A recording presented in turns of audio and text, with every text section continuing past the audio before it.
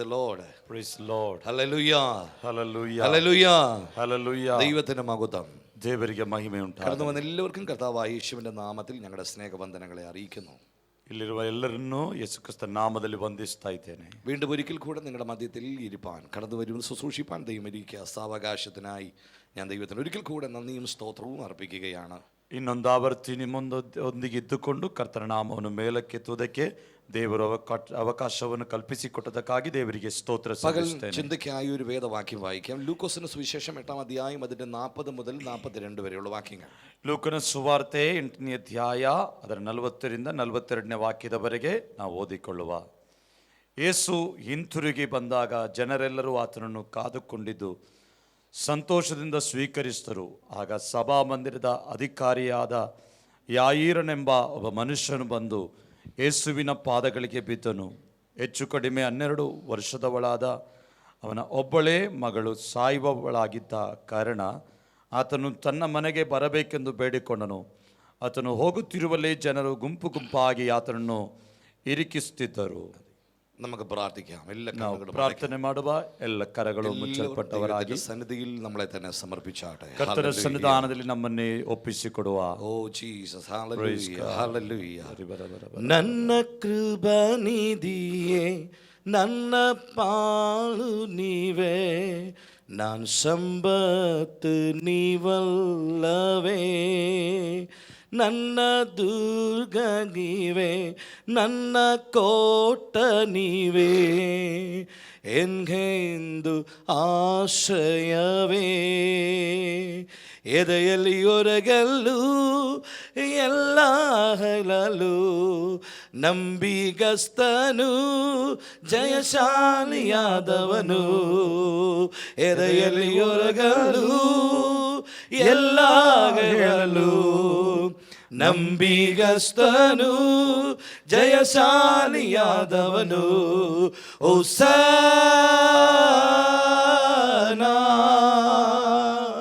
ಹೋಸನಾ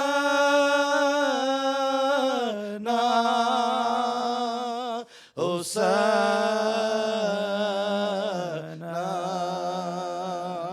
ಹೋಸನಾ.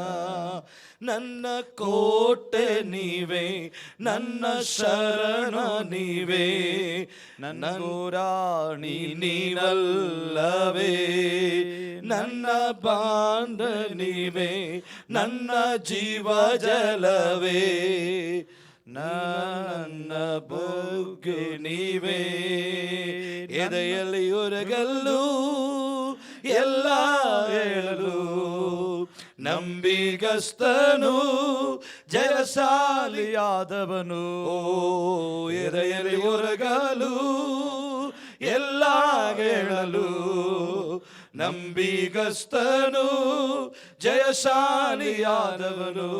ನನ್ನ ಕೃಪಾನಿಧಿಯೇ, ನನ್ನ ಪಾಲು ನೀವೇ, ನನ್ನ ಸಂಪತ್ತು ನೀವಲ್ಲವೇ, ನನ್ನ ದುರ್ಗ ನೀವೇ, ನನ್ನ ಕೋಟೆ ನೀವೇ, ಎಂದೆಂದು ಆಶ್ರಯವೇ, ನನ್ನ ಕೃಪಾನಿಧಿಯೇ, ನನ್ನ ಪಾಲು ನೀವೇ, ನನ್ನ ಸಂಪತ್ತು ನೀವಲ್ಲವೇ, ನನ್ನ ದುರ್ಗ ನೀವೇ, ನನ್ನ ಕೋಟೆ ನೀವೇ, ಎಂದೆಂದು ആശ്രയമേ.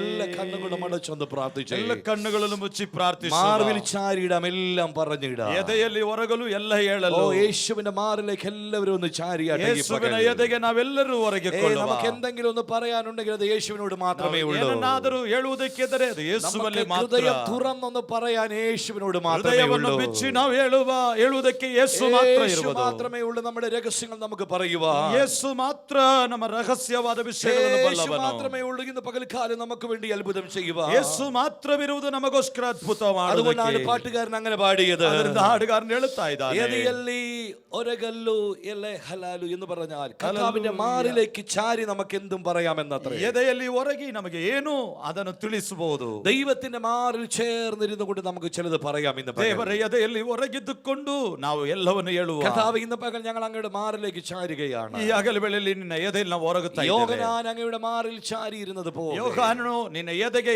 ಹೊರಗಿಕೊಂಡಿದ್ದ ഈ ಹಾಗೆ പകൽ ഞങ്ങൾ അങ്ങയുടെ മാറിലേക്ക് ಈ ചാരുകയാണ്. ಹಗಲ ವೇಳೆಯಲ್ಲಿ ನಿನ್ನ ಎದೆಯಲ್ಲಿ ನಾವು പകൽ ಹೊರಗೋರಾಗಿದ್ದೇವೆ. വായിച്ച വചനത്തിൽ കൂടെ ദൈവം ഞങ്ങളോട് സംസാരിക്കണമേ. ಓದಿದ ವಾಕ್ಯದ ಮೂಲಕವಾಗಿ ನಮ್ಮೊಂದಿಗೆ ಮಾತನಾಡು.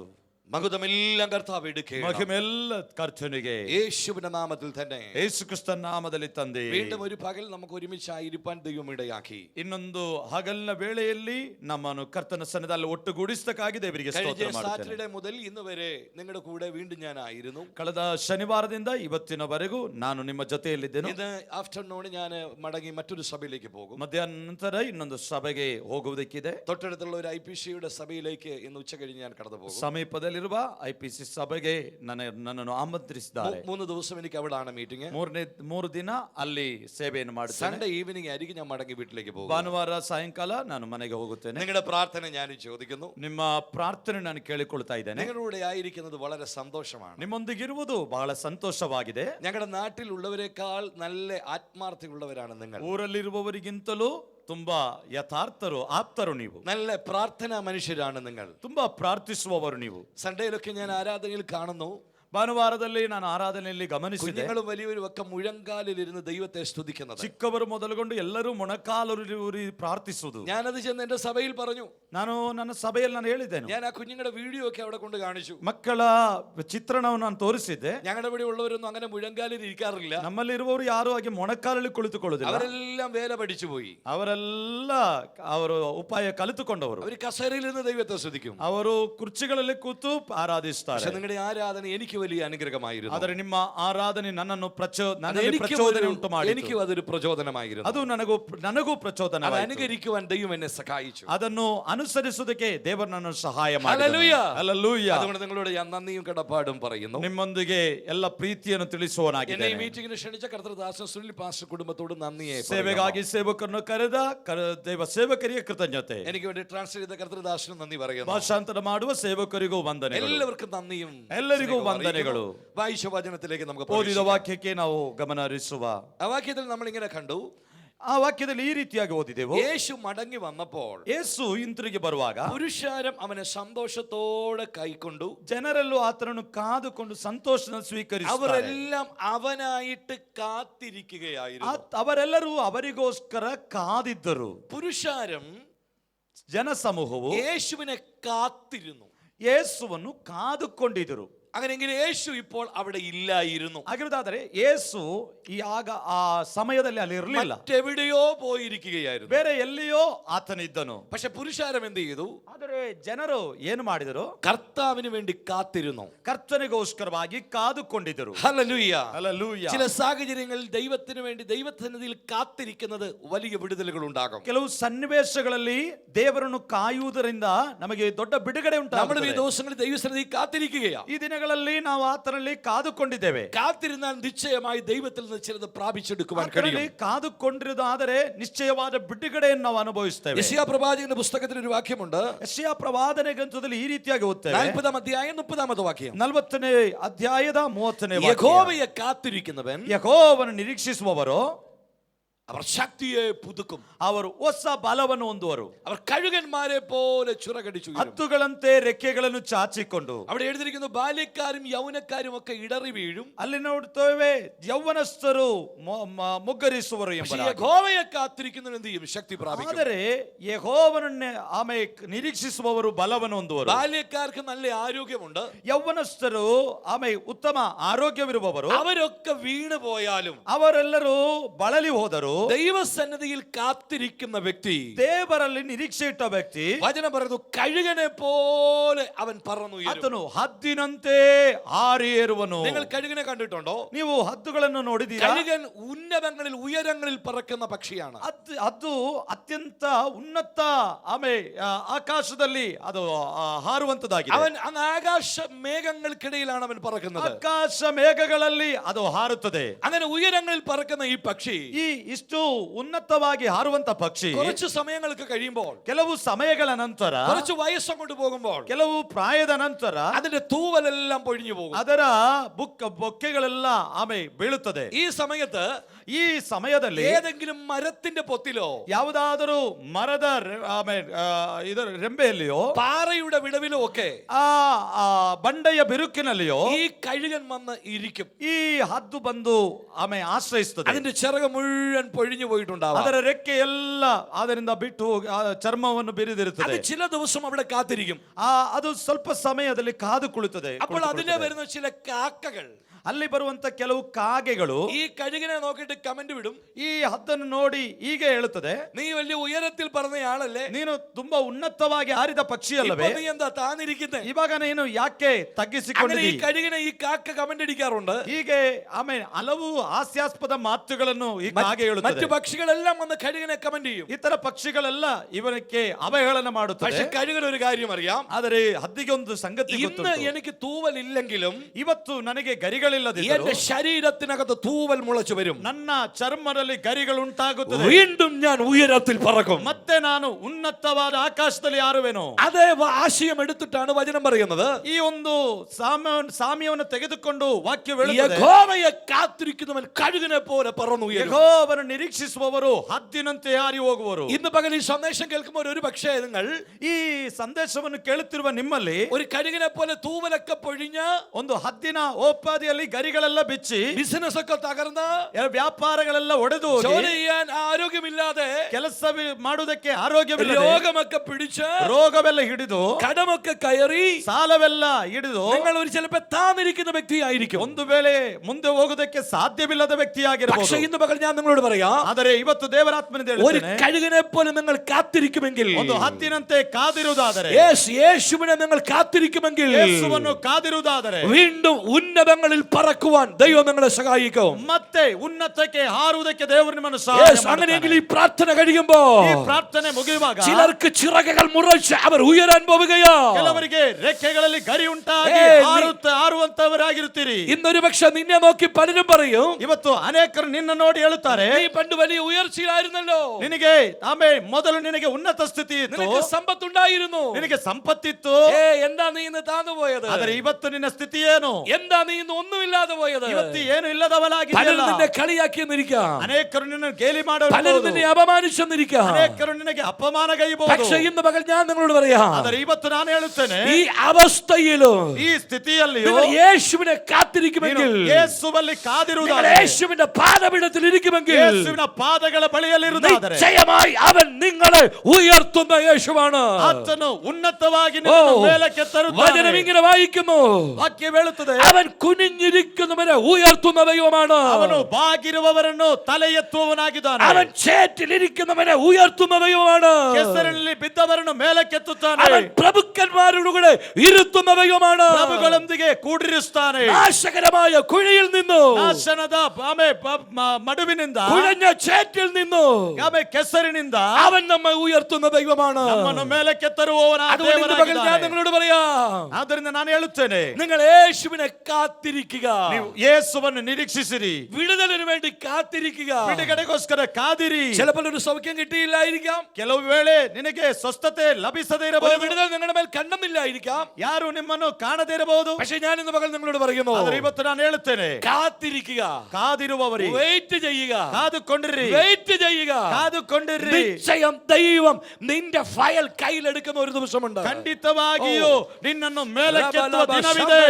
അതുകൊണ്ട് ഇന്ന് പകൽ ഞാൻ നിങ്ങളോട് പറയാം, ಈ ಆಗಲೇ ನಿಮ್ಮಲ್ಲಿ ಹೇಳುತ್ತೇನೆ, വെയിറ്റിംഗ് ടൈം വേസ്റ്റ് അല്ല, ಕಾದುಕೊಂಡಿರುವುದು ಸುಮ್ಮನೆ ಅಲ್ಲ. വെയിറ്റിംഗ് ടൈം വേസ്റ്റ് അല്ല. ಕಾದಿರುವುದು ಸುಮ್ಮನೆ ಅಲ್ಲ. കാത്തിരിക്കുക, ക്ഷമയോടെ ഇരിക്ക്.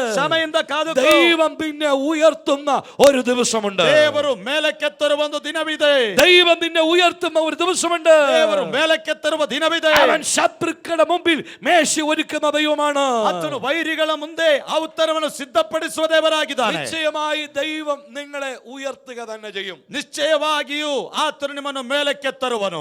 ചില ആൾക്കാർ യേശുവിനെ കാത്തിരിക്കുകയായിരുന്നു. ಕೆಲವು ಜನರು ಆತನನ್ನು ಕಾದಿದ್ದಾರೆ. യേശുവിനെ കാത്തിരിക്കുക, ಯೇಸುವನ್ನು ಕಾದಿದ್ದಾರೆ. അവന്റെ വിടുതൽ വരും വരെ കാത്തിരിക്കുക. ಆತನ ಬಿಡುಗಡೆಗೋಸ್ಕರ ಕಾಯುತ್ತಿದ್ದಾರೆ. നിശ്ചയമായി വരും, വരാതിരിക്കത്തില്ല. ನಿಶ್ಚಯವಾಗಿಯೂ ಅದು ಬಂದೇ ಬರುತ್ತದೆ, ತಡವಾಗುವುದಿಲ್ಲ. വരുമെന്ന് പറഞ്ഞ് നമ്മെ പറ്റിക്കുന്നവനല്ല നമ്മുടെ ദൈവം. ಬರ್ತೇನೆ ಎಂಬುದಾಗಿ ನಮ್ಮನ್ನು ಮೋಸಗೊಳಿಸುವವನಲ್ಲ ನಮ್ಮ ದೇವರು. ഉയർത്തുമെന്ന് പറഞ്ഞ് ഉയർത്താത്തവനല്ല നമ്മുടെ ദൈവം. ಮೇಲಕ್ಕೆತ್ತುತ್ತಾನೆ ಎಂಬುದಾಗಿ ನಮ್ಮನ್ನು ಕೆಳಗಿನ ಸ್ಥಿತಿಗೆ ತಳ್ಳುವವನಲ್ಲ ದೇವರು. പറഞ്ഞാൽ അങ്ങനെ തന്നെയാ.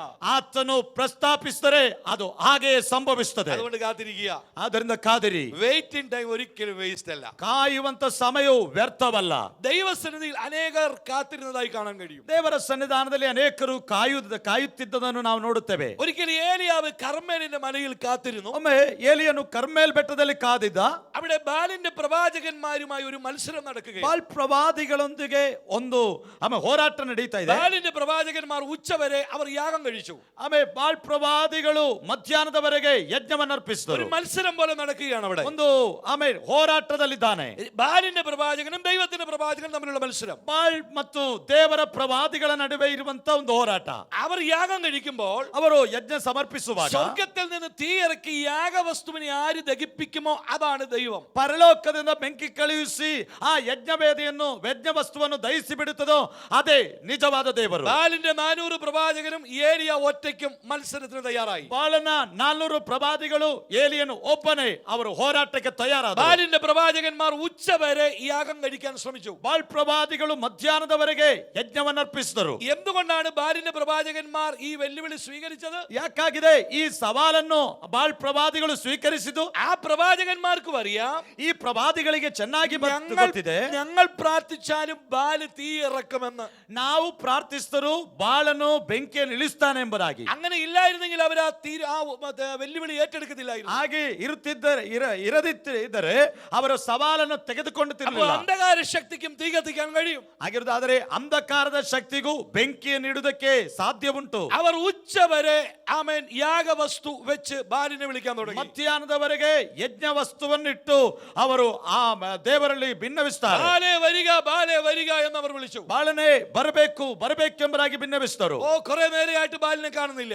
ಅನೇಕ ವರ್ತಿ ಕಾದುಕೊಂಡರು ಅವನನ್ನು ಕಾಣಲಿಲ್ಲ. പിന്നെ അവർ എന്ത് ചെയ്യുന്നറിയാമೋ? ಮತ್ತೆ ಏನು ಮಾಡ್ತಾನೆ ಗೊತ್ತಾ? അവരുടെ ശരീരമെല്ലാം കുത്തിക്കീറി ಅವರ ಶರೀರವನ್ನು ಗಾಯಗೊಳಿಸ್ತಾರೆ. അവർ ചോര ഒഴുക്കി ബാലിനെ വിളിക്കാൻ തുടങ്ങി. ಅವರು ರಕ್ತ ಸುರಿಸಿ ಗಾಯಪಡಿಸಿ ರಕ್ತ പക്ഷേ ಸುರಿಸಿ ബാല് വന്നില്ല. ಆದರೆ ಬಾಳನು ಬರಲಿಲ್ಲ. എന്താണ് കാര്യം? ಏನು ಅದು ಸಂಗತಿ? ബാല് വരാഞ്ഞതിന്റെ കാര്യം, ಬಾಲ್ ಬರದಂತ ആ ವಿಷಯ, മലയിൽ അഭിഷേകമുള്ള ഒരു ഏലിയാവ് ഇരിപ്പുണ്ട്. ಆ ಬೆಟ್ಟದಲ್ಲಿ ಒಬ್ಬ ಅಭಿಷಕ್ತನಿದ್ದಾನೆ. ഏലിയാവ് കർമ്മേലിന്റെ മലയിൽ ഉള്ളത് കൊണ്ട് ಎಲಿಯನ್ನು ಕರ್ಮೇಲ್ ಬೆಟ್ಟದಲ್ಲಿ ಇದ್ದರಿಂದ ബാലിന്റെ അന്ധകാര ശക്തിക്ക് അവിടെ വെളിപ്പെടാൻ കഴിഞ്ഞില്ല. ಬಾಳನ ಅಂಧಕಾರದ ಶಕ್ತಿಗೆ ಪ್ರಕಟವಾಗುವುದಕ್ಕೆ ഏലിയാവ് ಸಾಧ್ಯವಾಗಲಿಲ್ಲ. ഉച്ചവരെ കർമ്മേലിൽ കാത്തിരുന്നു. ಎಲಿಯನು ಮಧ್ಯಾಹ್ನದವರೆಗೆ ಕರ್ಮೇಲಿನಲ್ಲಿ ಕಾದನು. അവന്റെ ഊഴത്തിനായി അവൻ കാത്തിരുന്നു. ಅವನ ಸಮಯಕ್ಕೋಸ್ಕರ ಕಾದುಕೊಂಡ. അവൻ പ്രാർത്ഥനയോടെ കാത്തിരുന്നു. ಪ್ರಾರ್ಥನೆಯೊಂದಿಗೆ ಕಾದುಕೊಂಡನು. അവൻ കാത്തിരുന്നത് കൊണ്ട്, ಆತನು ಕಾದಿದ್ದರಿಂದ, അവൻ പ്രാർത്ഥിച്ചിരുന്നത് കൊണ്ട് ಪ್ರಾರ್ಥಿಸಿದ್ದರಿಂದ യാതൊരു അന്ധകാര ശക്തിയും ആ പട്ടണത്തിൽ വെളിപ്പെട്ടില്ല. ಯಾವ ದುರ್ಶಕ್ತಿಗಳು ಅಲ್ಲಿ ಪ್ರಕಟವಾಗಲಿಲ್ಲ. അങ്ങനെ ഇന്ന് പകൽ ഞാൻ നിങ്ങളോട് പറയാം, ಅದರಿಂದ ಈ ಹಗಲಲ್ಲಿ ನಾನು ನಿಮಗೆ നിങ്ങൾ ಹೇಳ್ತೇನೆ, കാത്തിരുന്ന് പ്രാർത്ഥിക്കുമെങ്കിൽ ನೀವು ಕಾದು ಪ್ರಾರ್ಥನೆ ഈ ಮಾಡುವಾಗ ദേശത്തിലെ യാതൊരു ദേശാധിപതി ശക്തിയും എടിയിക്കാതെ ദൈവം അതിനെ തകർത്തു ಈ കളയും. ದೇಶದ ಯಾವ ಅಂಧಕಾರದ ಬಲವು ಆಮೇಲೆ ಪ್ರಬಲವಾಗದೆ ದೇವರು ನಿಮ್ಮನ್ನು എത്ര പേര് ನಡೆಸುತ್ತಾರೆ. കാത്തിരിക്കാൻ തയ്യാറുണ്ട്? ಎಷ್ಟು ಮಂದಿ ಅದಕ್ಕೆ ಕಾದುಕೊಳ್ಳುತ್ತೀರಾ? ഉച്ചവരെയായി തീ ഇറങ്ങിയില്ല. ಮಧ್ಯಾಹ್ನದವರೆಗೆ ಆಯ್ತು, ಬೆಂಕಿ ಇಳಿಯಲಿಲ್ಲ. ബാലിന്റെ പ്രവാചകന്മാർ അവിടെ നിന്ന് യാഗം കഴിക്കുമ്പോൾ ಬಾಲ್ ಪ್ರವಾದಿಗಳು ಯಜ್ಞವನ್ನು ಅರ್ಪಿಸುತ್ತಿದ್ದಾರೆ. ഏലിയാവ് ചോദിച്ചു, ಎಲಿಯನ್ನು ಕೇಳ್ತಾ ಇದ್ದಾನೆ, എന്തേ നിങ്ങളുടെ ബാല് വന്നില്ലേ? ಏನು ನಿಮ್ಮ ಬಾಲನು അതോ ಬರಲಿಲ್ಲ അവൻ ഉറങ്ങുകയാണോ? ಅಥವಾ ನಿದ್ರಿಸ್ತಾ ಇದ್ದಾನ? ഇനി നിങ്ങളുടെ സമയം കഴിഞ്ഞു. ನಿಮ್ಮ ಸಮಯವಾಯಿತು. ഏലിയാവ് യാഗം പണിയാൻ തുടങ്ങി. ಎಲಿಯನ್ನು ಯಜ್ಞವೇದನ್ನು ಕಟ್ಟುವುದಕ್ಕೆ ಆರಂಭಿಸಿದ. യാഗപീഠത്തിൽ 12 കല്ലുകൾ എടുത്ത് ക്രമീകരിച്ചു വെച്ചു. 12 ಕಲ್ಲುಗಳನ್ನು ತೆಗೆದುಕೊಂಡು ಕ್ರಮಪಡಿಸ್ತಾನೆ. 12 കല്ലെടുത്ത് വെച്ചപ്പോൾ ഒരു യാഗപീഠം അവിടെ ചെയ്യാനിടയായി. 12 ಕಲ್ಲುಗಳಿಂದ ಒಂದು ಯಜ್ಞವೇದನ್ನು ಕಟ್ಟುತ್ತಾನೆ. എവിടെയാണ് ഈ കർമ്മലിന്റെ മലയിൽ കല്ലുകൾ കിടക്കുന്നത്? ಎಲ್ಲಿ ಆಗಿದೆ? ಆ ಕರ್ಮೇಲ್ ಬೆಟ್ಟದಲ್ಲಿ ಕಲ್ಲು ಸಿಗುವುದು. മാത്രമല്ല കല്ലുണ്ടെങ്കിലും അതൊരു ഷേപ്പുള്ള കല്ലായിരിക്കത്തില്ല. ಆದರೆ ಆಮೇಲೆ ಮಾತ್ರವಲ್ಲ, ಕಲ್ಲಿದ್ದರೂ ಯಾವುದೇ ಒಂದು ಆಕಾರವಿಲ್ಲದ ಕಲ್ಲುಗಳು. ഷേപ്പില്ലാത്ത കല്ലെടുത്ത് വെച്ചാൽ യാഗപീഠം മുറുകെ ഇരിക്കത്തില്ല. ಆಕಾರವಿಲ್ಲದ ಕಲ್ಲುಗಳನ್ನು ತೆಗೆದು ಕಟ್ಟಿದರೆ ಆ ಯಜ್ಞವೇದಿಯು ಕ್ರಮಪಡಿಸಲಿಕ್ಕೆ ಆಗುವುದಿಲ್ಲ. പിന്നെ ഈ കല്ല് എവിടുന്നാ കിട്ടിയേ? ಮತ್ತೆ ಈ ಕಲ್ಲು ಎಲ್ಲಿಂದ ಸಿಕ್ಕಿತು? ഉച്ചവരെ ബാലിന്റെ പ്രവാചകന്മാർ യാഗം കഴിച്ചപ്പോൾ ಮಧ್ಯಾಹ್ನದವರೆಗೆ ಬಾಳನ ಪ್ರವಾದಿಗಳು ಯಜ್ಞ ಅರ್ಪಿಸಿದಾಗ ഏലിയാവ് 12 കല്ല് അടിച്ച് രൂപപ്പെടുത്തി.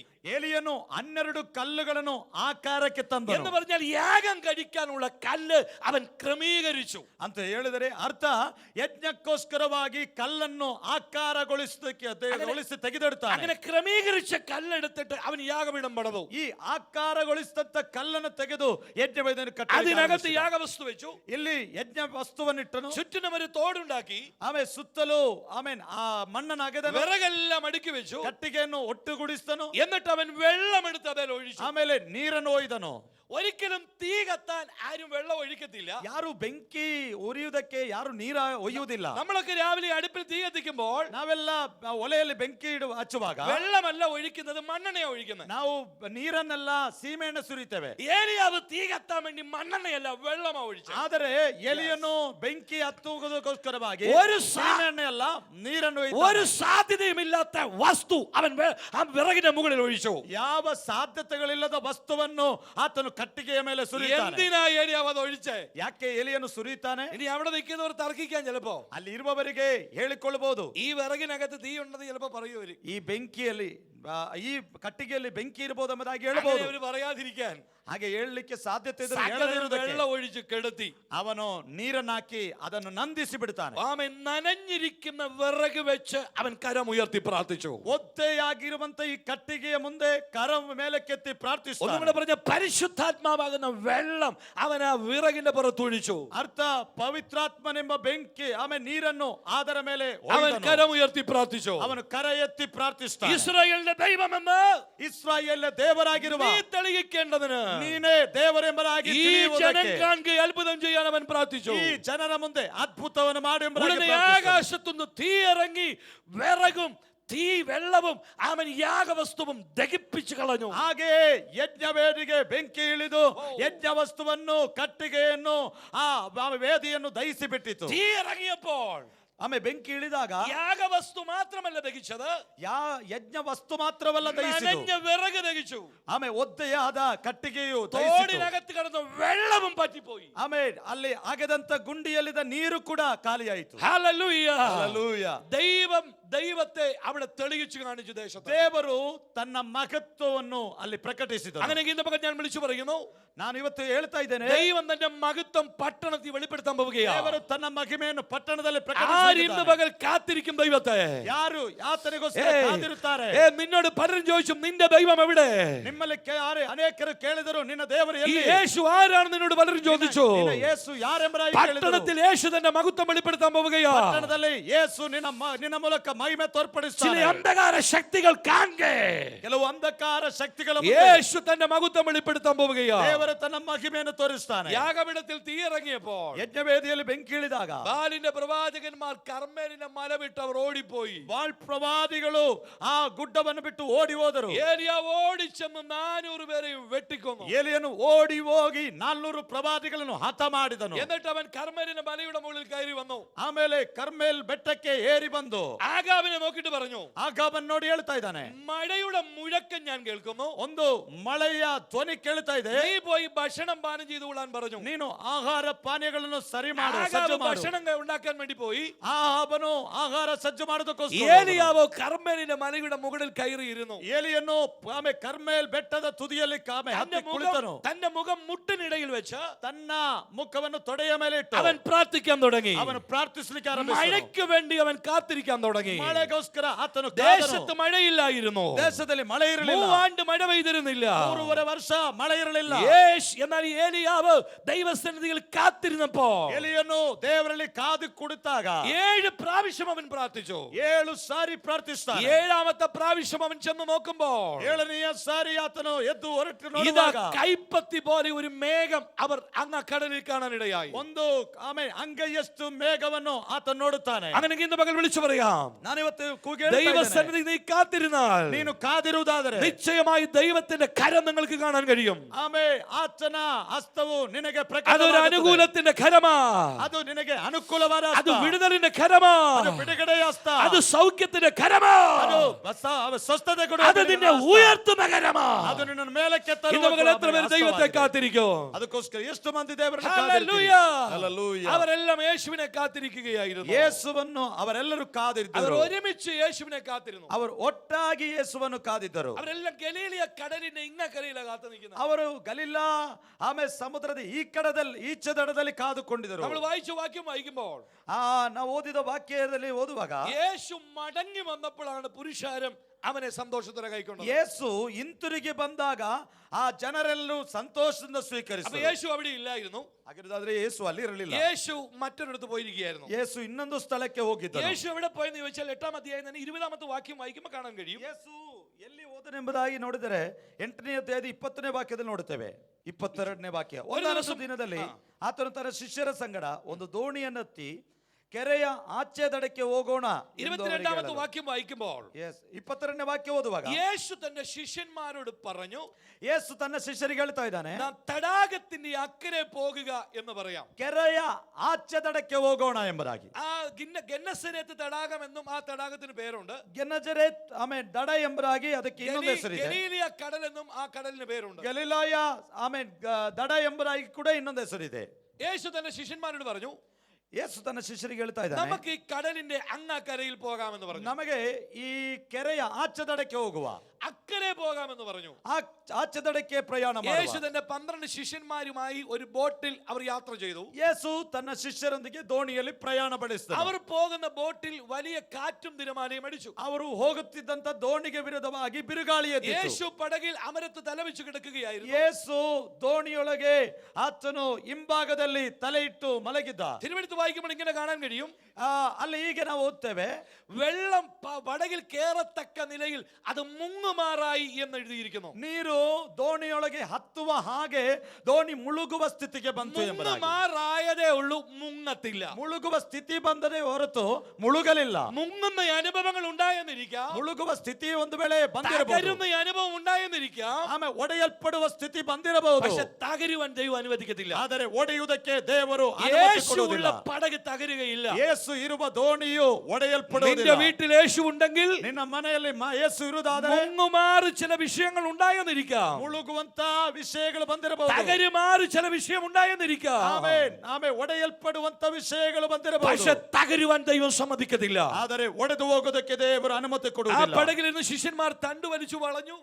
ಆ ದೋಣಿಯಲ್ಲಿದ್ದಂತ ಶಿಷ್ಯರು ಹುಟ್ಟುಹಾಕಿ ಬೇಸತ್ತು ಹೋದರು. അവരെല്ലാം വിചാരിച്ചു ഞങ്ങൾ മരിച്ചു പോകും. ಅವರೆನಿಸಿದರು ಇನ್ನು ನಾವು ಆಚೆ ದಡ ಸೇರುವುದಿಲ್ಲ. അവർ യേശുവിനെ വിളിച്ചു, യേശുവേ ഞങ്ങൾ നശിച്ചു പോകും നിനക്ക് വിചാരമില്ലയോ? ಗುರುವೇ, ನಾವು ಸಾಯುವುದರಲ್ಲಿ ನಿನಗೇನು ಚಿಂತೆ ಇಲ್ಲವೋ ಎಂಬುದಾಗಿ യേശു ഉറക്കമെണീറ്റിട്ട് ಯೇಸು ನಿದ್ದೆಯಿಂದ ಎಚ್ಚೆತ್ತು അവൻ കാറ്റിനെയും കടലിനെയും ശാസിച്ചു. ಆತನು ಗಾಳಿಯನ್ನು ಸಮುದ್ರವನ್ನು ಆಮೇಲೆ ನಿಲ್ಲಿಸಿದನು ಎಂಬುದಾಗಿ ಶಾಂತಪಡಿಸಿದನು. മർക്കോസിന്റെ സുവിശേഷത്തിൽ ഇങ്ങനെ പറയുന്നു, ಮಾರ್ಕನ ಸುವಾರ್ತೆಯಲ್ಲಿ ಈ ರೀತಿಯಾಗಿ ನೋಡುತ್ತೇವೆ, അനങ്ങാതിരിക്കുക, അടങ്ങുക എന്ന് യേശു പറഞ്ഞു. ಗದರಿಸಲು, ನಿಲ್ಲು, ಆಮೇಲೆ ಬೋರ್ಗರೆಯಬೇಡ ಎಂಬುದಾಗಿ ಹೇಳಿದನು. അവൻ പടകിൽ എണീറ്റ് നിന്നിട്ട് ಆತನು ದೋಣಿಯಲ್ಲಿ ಎದ್ದು ನಿಂತು 2 വാക്ക് പറഞ്ഞു. 2 ಮಾತು ಹೇಳುತ್ತಾನೆ, അനങ്ങാതിരിക്കുക, ಶಾಂತವಾಗಿರು, അടങ്ങുക. ಆಮೇಲೆ ಸುಮ್ಮನೆಯಾಗು. ഈ 2 ವಾക്ക് പറഞ്ഞപ്പോൾ ಈ 2 ಮಾತನ್ನು ಹೇಳಿದಾಗ കാറ്റും കടലും ശാന്തമായി. ಗಾಳಿಯು ಸಮುದ್ರವು ಶಾಂತವಾಯಿತು. അവർ ശാന്തമുള്ള കടലിൽ കൂടി യാത്ര ചെയ്തു. ಶಾಂತತೆಯಿಂದ ತುಂಬಿದ ಸಮುದ್ರದಲ್ಲಿ ಪ್ರಯಾಣ ಮಾಡಿದಾಗ അവർ മറുകരയിൽ ഗദര ദേശത്തെത്തി. ಆಚೆ ದಡ ಗೆದರಸೇನರ ದಡಕ್ಕೆ ಹೋದಾಗ യേശു ഗദര ദേശത്തേക്ക് കാലെടുത്ത് കുത്തിയപ്പോൾ ಯೇಸು ಗೆದರನ ಸೀಮಕ್ಕೆ ಕಾಲಿಟ್ಟಾಗ ഭൂതഗ്രസ്തനായ ഒരു മനുഷ്യൻ യേശുവിന്റെ അടുക്കലേക്ക് ದೆವ್ವ ಪೀಡಿತನಾದ ಒಬ್ಬ ಮನುಷ್ಯನು ಯೇಸುವಿನ ಬಳಿಗೆ ಬರುತ್ತಾನೆ. അവന്റെ മേൽ 6000 ഭൂതമുള്ള ലെഗ്യോനായിരുന്നു. ಆತನು 6000 ದೆವ್ವಗಳಿರುವ ಒಂದು ದಂಡಾಗಿತ್ತು ಅವನಲ್ಲಿ. അവൻ ശവക്കല്ലറുകളിലായിരുന്നു അവന്റെ പാർപ്പ്. ಸಮಾಧಿ ಕವಿಗಳಾಗಿತ್ತು ಅವನ ವಾಸಸ್ಥಳ. മർക്കോസിന്റെ സുവിശേഷത്തിൽ വായിക്കുമ്പോൾ കാണാം, ಮಾರ್ಕನ ಸುವಾರ್ತೆಯಲ್ಲಿ ಓದುವಾಗ അവൻ ചങ്ങലകൾ കൂട്ടി ഉരുമി ಸಂಕೋಲೆಗಳನ್ನು ಬಂಧಿಸಲ್ಪಟ್ಟು കല്ലുകൾ കൊണ്ട് അവന്റെ ശരീരം ഇടിച്ചവൻ മർദ്ദിക്കുവായിരുന്നു. ಅವನ ಶರೀರವನ್ನು ಗಾಯಪಡಿಸುತ್ತಿದ್ದ. അവന്റെ ശരീരത്തിൽ വസ്ത്രമില്ലായിരുന്നു. ಅವನ ಶರೀರದಲ್ಲಿ ವಸ್ತ್ರವಿರಲಿಲ್ಲ. നോക്കി, അവൻ കല്ലെടുത്ത് എന്ത് ചെയ്യും? ശരീരത്തെ ഇടിച്ച് മുറിവേൽപ്പിക്കും. ಕಲ್ಲಿನಿಂದ ತನ್ನ ಶರೀರವನ್ನು ಜಜ್ಜುತ್ತಾ ಇದ್ದನು. സ്വന്തം ശരീരത്തെ മുറിവേൽപ്പിക്കുന്നവനായിരുന്നു അവൻ.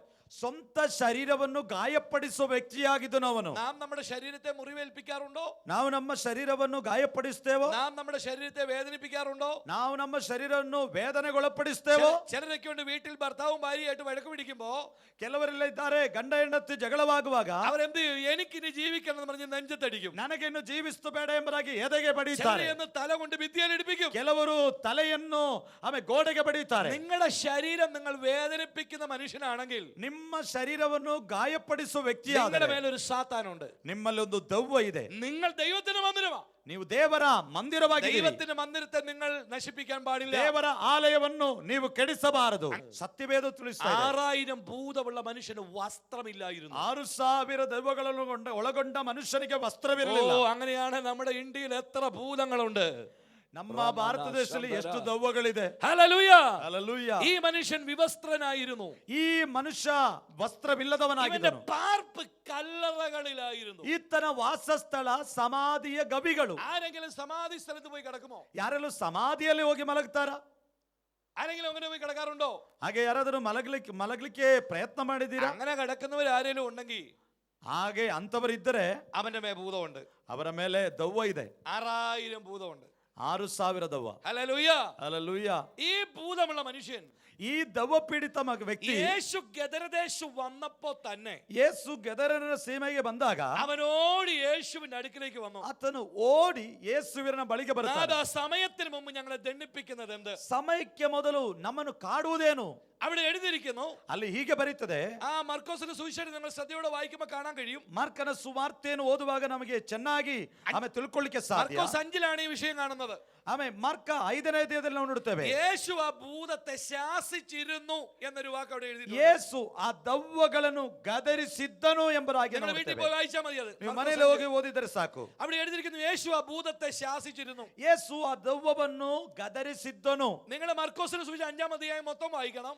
ಮಾರ್ಕನ ಸುವಾರ್ತೆ 5ನೇ ಅಧ್ಯಾಯ ಪೂರ್ತಿಯಾಗಿ യേശു ಓದುವಾಗ അവിടെ എങ്ങും ആ ഭൂതത്തെ ശാസിച്ചതായി കാണാനില്ല. ಆ ದೆವ್ವಗಳನ್ನು ಎಲ್ಲಿಯೂ ಗದರಿಸಿದಾಗಿ ನಾವು ನೋಡುದಿಲ್ಲ. അപ്പൊ വചനത്തിൽ എഴുതിയിരിക്കുന്നു, ವಾಕ್ಯದಲ್ಲಿ ನೋಡುತ್ತೇವೆ, യേശു ಆ ಭೂതത്തെ ശാസിച്ചിരുന്നു.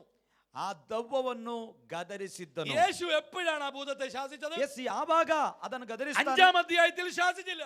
5ನೇ ಅಧ್ಯಾಯದಲ್ಲಿ ಗದರಿಸಿಲ್ಲ. മർക്കോസ് 4 അധ്യായത്തിൽ ಮಾರ್ಕ 4ನೇ ಅಧ್ಯಾಯದಲ್ಲಿ യേശു തന്റെ ശിഷ്യന്മാർ ഒരു ബോട്ടിൽ സഞ്ചരിക്കുമ്പോ ಯೇಸು ತನ್ನ ಶಿಷ್ಯರೊಂದಿಗೆ ದೋಣಿಯಲ್ಲಿ ಪ್ರಯಾಣ ಬೆಳೆಸಿದಾಗ യേശുവിന്റെ ലക്ഷ്യം ഗദരദേശത്തേക്ക് പോകുക എന്നായിരുന്നു. ಯೇಸುವಿನ ಗುರಿಯು ಗೆದರಸೇನರ ಊರಾಗಿತ್ತು. യേശു എന്തിനാ ഗദരദേശത്തേക്ക് പോയത്? ಯಾಕೆ ಗೆದರಸೇನರ ಊರಿಗೆ ഈ ಹೋಗುತ್ತಾನೆ? ഭൂതഗ്രസ്തനെ വിടുവിക്കാൻ വേണ്ടിയാ പോകുന്നത്. ಈ ದೆವ್ವ ಪೀಡಿತನನ್ನು ಬಿಡುಗಡೆಗೊಳಿಸಲಿಕ್ಕೋಸ್ಕರ യേശുവിന്റെ വരവ് ಈ സാത്താന് പിടികിട്ടി. ಯೇಸುವಿನ ಬರೋಣವು ಈ ದೆವ್ವಕ್ಕೆ ತಿಳಿದು ಬಂತು. യേശുവും സാത്താനും വരുന്ന പടക് മറിക്കാൻ സാത്താൻ ശ്രമിച്ചു. ಯೇಸು ಶಿಷ್ಯರು ಬಂದಂತ ಈ ದೋಣಿಯನ್ನು ಮುಳುಗಿಸುವುದಕ್ಕೆ ದೆವ್ವವು ಪ್ರಯಾಸ ಪಟ್ಟಿತು. സാത്താൻ കാറ്റടിപ്പിച്ച് കടലിനെ ഇളക്കി.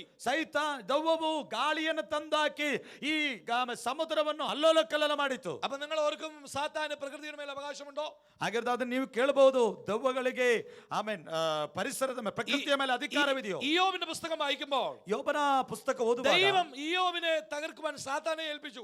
ಯೋಬನನ್ನು ಕೆಡವಿ ಹಾಕೋದಕ್ಕೆ ಸೈತಾನನಿಗೆ ಒಪ್ಪಿಸಿಕೊಡ್ತಾನೆ. അവിടെ എഴുതിയിരിക്കുന്നു, സാത്താൻ കിഴക്ക് നിന്നൊരു കാറ്റടിപ്പിച്ചു ഇയ്യോബിന്റെ വസ്തുവകകൾ മുഴുവൻ നശിപ്പിച്ചു. ಸೈತಾನನಿಗೆ ಅನುಮತಿ ಸಿಕ್ಕಿದಾಗ ಒಂದು ಗಾಳಿಯನ್ನು ಬರಮಾಡಿ ಅವನ ವಸ್ತುಗಳೆಲ್ಲ ನಾಶ ಮಾಡಿ. അപ്പൊ സാത്താന് കാറ്റടിപ്പിക്കാൻ കഴിവുണ്ട്. ಹಾಗಿದ್ರೆ ಸೈತಾನನಿಗೂ ಗಾಳಿಯನ್ನು ಬರಮಾಡೋದಕ್ಕೆ അപ്പോ ಸಾಧ್ಯತೆ ಉಂಟು. അപ്പോസ്തലപ്രവൃത്തി 27-ാം അധ്യായത്തിൽ ಅಪೊಸ್ತಲಕೃತ್ಯ 27ನೇ ಅಧ್ಯಾಯದಲ್ಲಿ പൗലോസിന്റെ ലക്ഷ്യം തകർത്തത് ഈശാല മൂലൻ അടുപ്പിച്ചത് മെലീത്തയിലെ ദേവീയ ശക്തിയായിരുന്നു. ಆಮೇನ್ ಪೌಲನ ಆ ಗುರಿಯನ್ನು ಮುಟ್ಟದಂತೆ ತನ್ನನ್ನು ತಡೆದದು ಅಲ್ಲಿನ ದೇವಿಯ ಶಕ್ತಿಯಾಗಿತ್ತು. അങ്ങനെയെങ്കിൽ ചില കാറ്റുകളുടെ പിന്നിൽ ഒരു സാത്താനിക ശക്തിയുണ്ട്. ಹಾಗಿದ್ದಾದರೆ ಗಾಳಿಯ ಹಿಂದೆ ಸೈತಾನನ ಒಂದು ಹೋರಾಟವಿದೆ. യേശുവും തന്റെ ശിഷ്യന്മാരും ഈ ബോട്ടിൽ വരുമ്പോൾ ಯೇಸು ತನ್ನ ಶಿಷ್ಯರೊಂದಿಗೆ ಈ ದೋಣಿಯಲ್ಲಿ ಬರುವಾಗ ഇതുവരെ ഇല്ലാത്ത ഒരു കാറ്റടിച്ചു. ಇದುವರೆಗೂ ಸಂಭವಿಸದಂತ ಒಂದು ಗಾಳಿ ಬಂತು. ശിഷ്യന്മാർ മാക്സിമം നോക്കിയിട്ടും പടക് നിയന്ത്രിക്കാൻ കഴിഞ്ഞില്ല. ಶಿಷ್ಯರು ತಮ್ಮ ಕೈಯಲ್ಲಿ ಆಗವೇ ಪ್ರಯಾಸ ಪಟ್ಟರು ಅದನ್ನು ನಿಯಂತ್ರಿಸಲಿಕ್ಕೆ അവർ ಆಗಲಿಲ್ಲ. യേശുവിനെ വിളിച്ചു.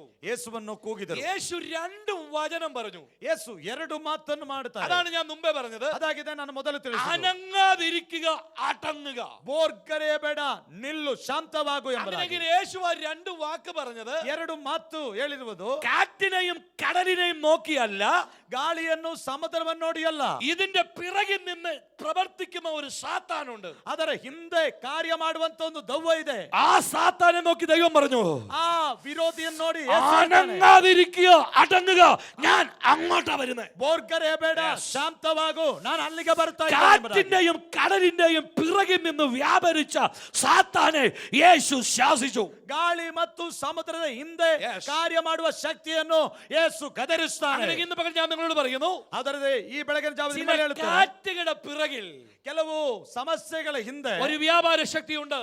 ಒಂದು ಶಕ್ತಿಯು ಅಡಕವಾಗಿದೆ. നിന്റെ കുടുംബത്തിനകത്ത് അടിക്കുന്ന ചില കാറ്റുകളുടെ പിന്നിൽ, ನಿನ್ನ ಕುಟುಂಬಕ್ಕೆ ವಿರುದ್ಧವಾಗಿ ಬರುವಂತ ಗಾಳಿಯ ಹಿಂದೆ, ചില പ്രതികൂല കാറ്റിന്റെ പിന്നിൽ ಕೆಲವು ಹೋರಾಟಗಳ ಹಿಂದೆ മറഞ്ഞു നിൽക്കുന്ന ഒരു സാത്താനുണ്ട്. ಮರೆಯಾಗಿ ನಿಂತಿರುವ ಒಂದು ಸೈತಾನ ಶಕ್ತಿ ಇದೆ. നിന്റെ ശരീരത്തോട് വാദിക്കുന്ന രോഗശക്തിയുടെ പിന്നിൽ, ನಿನ್ನ ಶರೀರದಲ್ಲಿರುವಂತ ಅಸ್ವಸ್ಥತೆಯ ಹಿಂದೆ മറഞ്ഞു നിൽക്കുന്ന ഒരു സാത്താനുണ്ട്. ಮರೆಯಾಗಿರುವ ಒಂದು ಸೈತಾನನಿದ್ದಾನೆ. ഹോസ്പിറ്റലിൽ പോയി മരുന്ന് വാങ്ങിയിട്ടും നിനക്ക് സൗഖ്യമില്ല.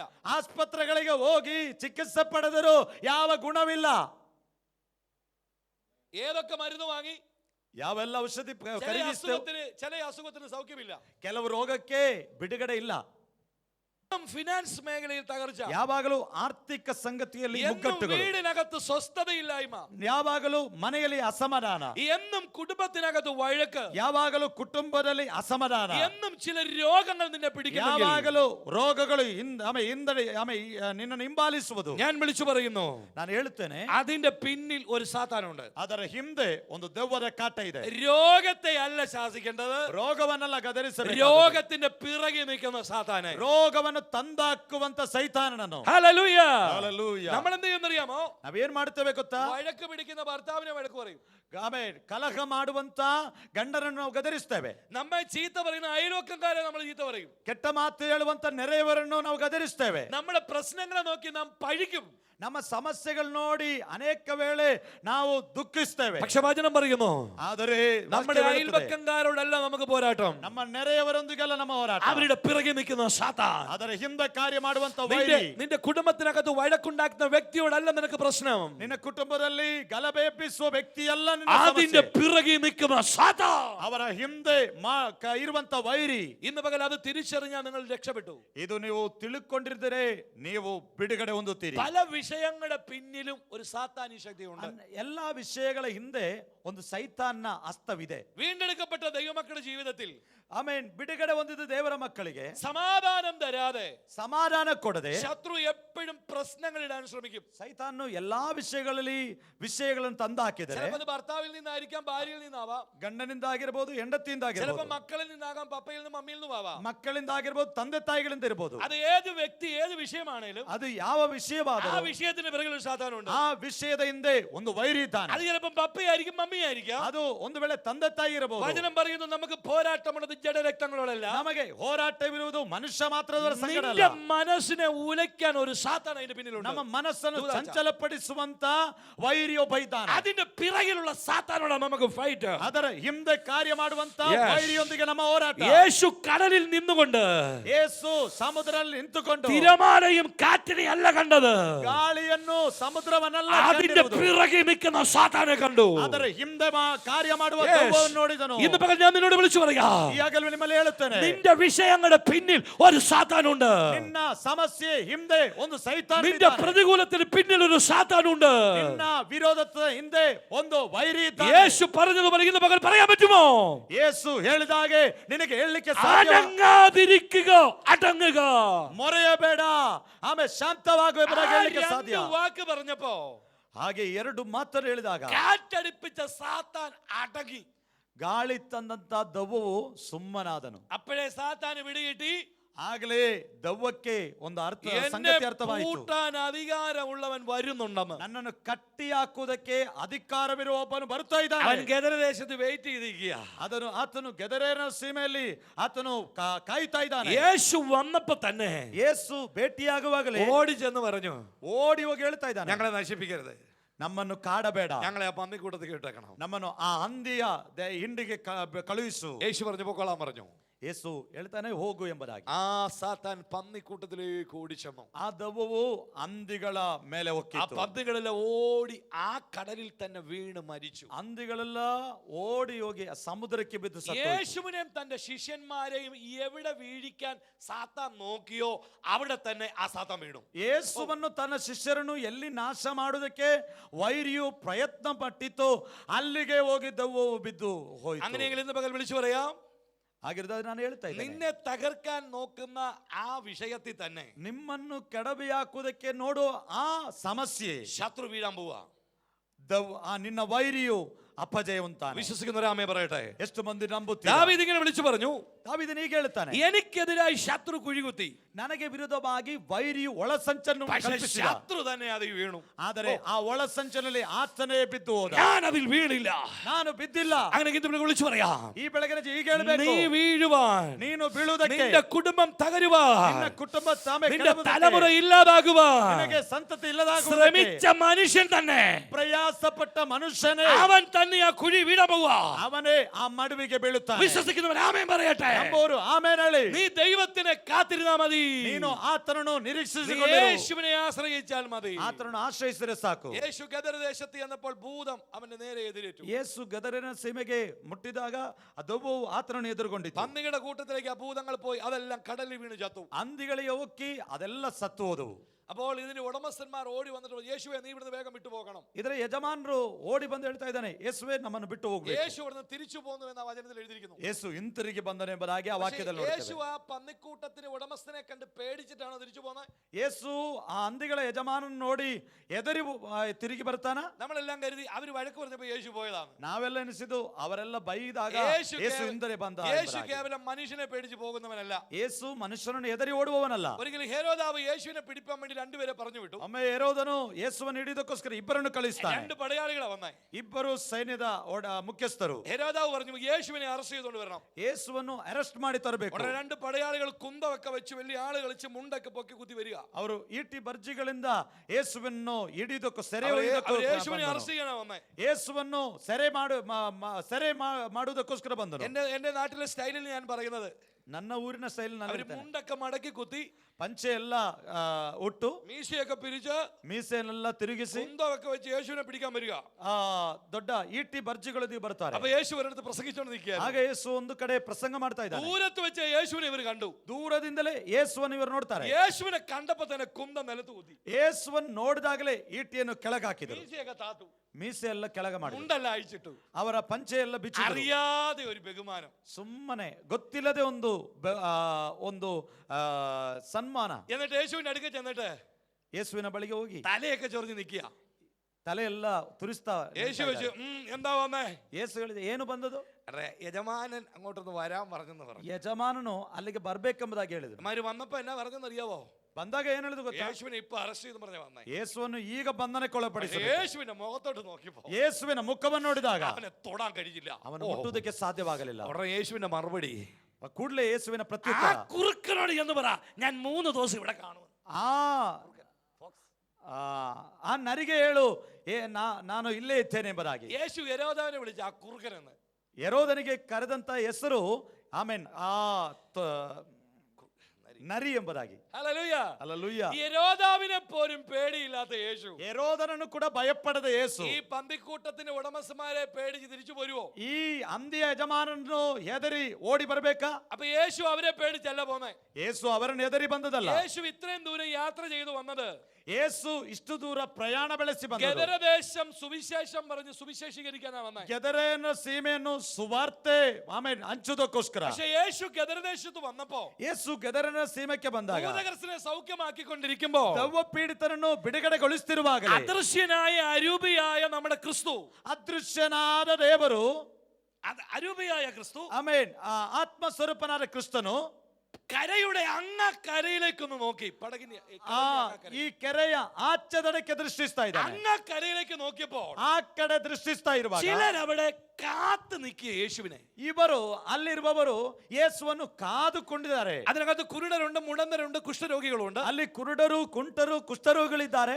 അവരുടെ കൂടെ ഒരു മനുഷ്യനുണ്ട്, അവന്റെ പേര് യായിറോസ്. ಅವರ ಮಧ್ಯದಲ್ಲಿ ಒಬ್ಬ ಮನುಷ್ಯನಿದ್ದನು, ಅವನ ಹೆಸರೇ ಯಾಯೀರನು. യായിറോസ് ഒരു പള്ളി പ്രമാണിയായിരുന്നു. ಯಾಯೀರನು ಒಬ್ಬ ಸಭೆಯ ಮುಖ್ಯಸ್ಥನಾಗಿದ್ದನು. പള്ളിയിലെ മുഖ്യ സ്ഥാനമുള്ള ആളായിരുന്നു. ಸಭೆಯ ಮುಖ್ಯ ಸ್ಥಾನವಿದ್ದವನಾಗಿದ್ದನು. ഒരിക്കൽ അവന്റെ കുഞ്ഞിന് ഒരു അസുഖം പിടിച്ചു. ಒಮ್ಮೆ ಆತನ ಮಗಳಿಗೆ ಒಂದು ಅಸ್ವಸ್ಥತೆ ಉಂಟಾಯಿತು. 12 വയസ്സുള്ള കുഞ്ഞായിരുന്നു. ಆ ಮಗುವು 12 ವರ್ಷದವನಾಗಿದ್ದನು. ആ കുഞ്ഞിന് അസുഖം പിടിച്ച് മരിക്കത്തക്ക നിലയിൽ രോഗമുണ്ടായി. ಆ ಮಗುವು ಮರಣ ಹೊಂದುವ ಸ್ಥಿತಿಯಲ್ಲಿ ರೋಗವು ತನ್ನನ್ನು ಹತ್ತಿತ್ತು. എന്റെ ചിന്തയിൽ ഞാൻ പറയാം, യായിറോസിന്റെ കുഞ്ഞിന്റെ 2 കിഡ്നിയും ഫെയിൽ ಆയി. ಆಮೇನ್. ನನ್ನ ಅನಿಸಿಕೆ ಪ್ರಕಾರ ಹೇಳುವುದಾದರೆ ಯಾಯೀರನ ಮಗನಿಗೆ, ಆ ಮಗುವಿಗೆ 2 ಕಿಡ್ನಿಯು ವೈಫಲ್ಯವಾಯಿತು. ഹോസ്പിറ്റലിൽ നിന്ന് ആ കുഞ്ഞിനെ വീട്ടിലേക്ക് വിട്ടു. ಆ ಆಸ್ಪತ್ರೆಯಿಂದ ಮಗುವನ್ನು ಮನೆಗೆ ಕಳುಹಿಸಿಬಿಟ್ಟು മരണം നോക്കി ആ കുഞ്ഞ് വീട്ടിൽ കിടക്കുക. ಮರಣವನ್ನು ಎದುರು ನೋಡುತ್ತಾ ಆ ಮಗು ಮಲಗಿದೆ. നല്ല വലിയൊരു വീടാണ് യായിറോസിന്റേത്. ದೊಡ್ಡ ಒಂದು ಮನೆಯಾಗಿತ್ತು ಯಾಯೀರನ ಮನೆ. യായിറോസിന്റെ ബെഡ്റൂമിനകത്ത് കട്ടിലാണ് ഈ കുഞ്ഞ് കിടക്കുന്നത്. ಯಾಯೀರನ ಕೋಣೆಯ ಮಂಚದಲ್ಲಿ ಈ ಮಗು ಮಲಗ್ತಾ ಇದೆ.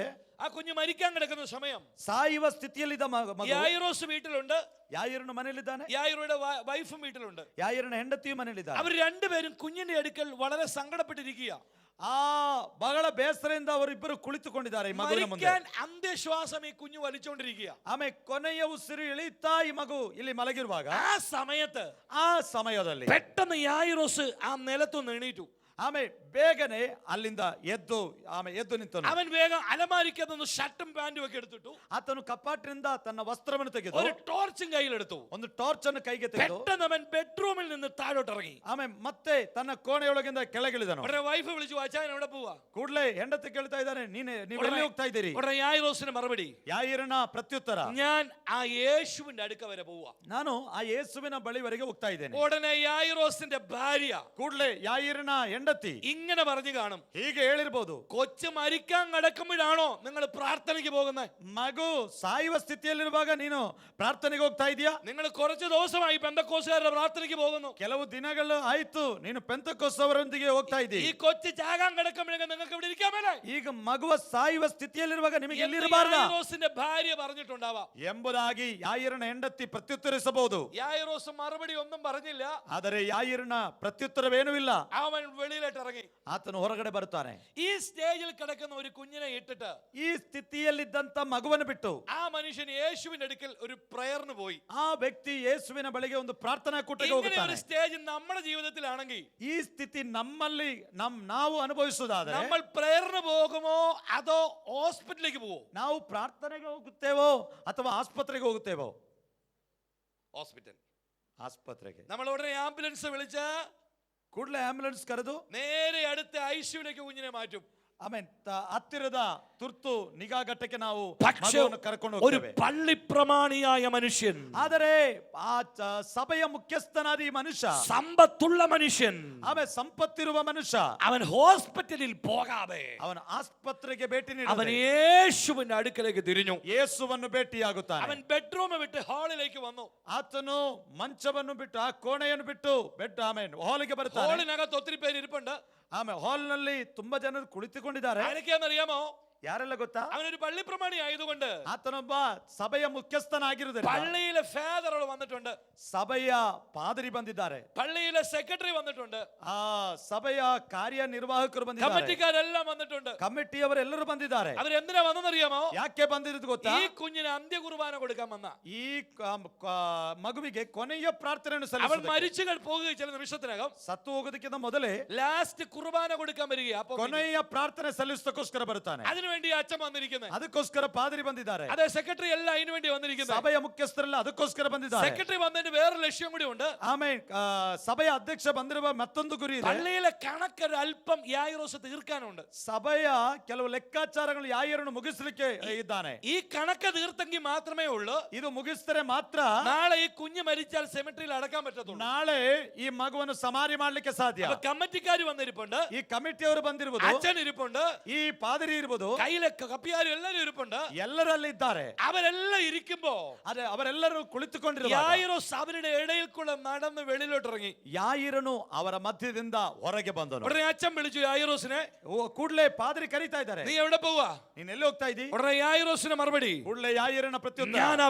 പെന്തക്കോസുകാരുടെ യേശുവിന്റെ അടുക്കൂടെ പോവാ. ನಾನು ಆ ಪೆಂತಕೊಸ್ತವರು ಅಂತ ಇರುವಂತ ಯೇಸುವಿನ ಬಳಿಗೆ ಹೋಗ್ತಾ ಇದ್ದೀನಿ. ഉടനെ കോപിഷ്ഠനായി അച്ഛൻ എണീറ്റു. ಆತನು ಕೋಪಿಷ್ಠನಾದನು. അത് ശരി, ഞങ്ങൾ ഇവിടെ ഇരിക്കുമ്പോ നീ അങ്ങോട്ട് പോകുന്നു? ಆತನು ಕುಪಿತನಾಗಿ ನಾವಿಲ್ಲಿ ಕುಳಿತಿರುವಾಗ ನೀವು ಅಲ್ಲಿ ಹೋಗ್ತಾ ഉടനെ ಇದ್ದೀರಾ? അച്ഛൻ ദേഷ്യത്തോടെ പറഞ്ഞു, ಕೂಡಲೇ ಸಿಟ್ಟಾಗಿ ಹೇಳ್ತಾ ಇದ್ದಾನೆ, നീ പോയിട്ട് ഇങ്ങോട്ട് വാ.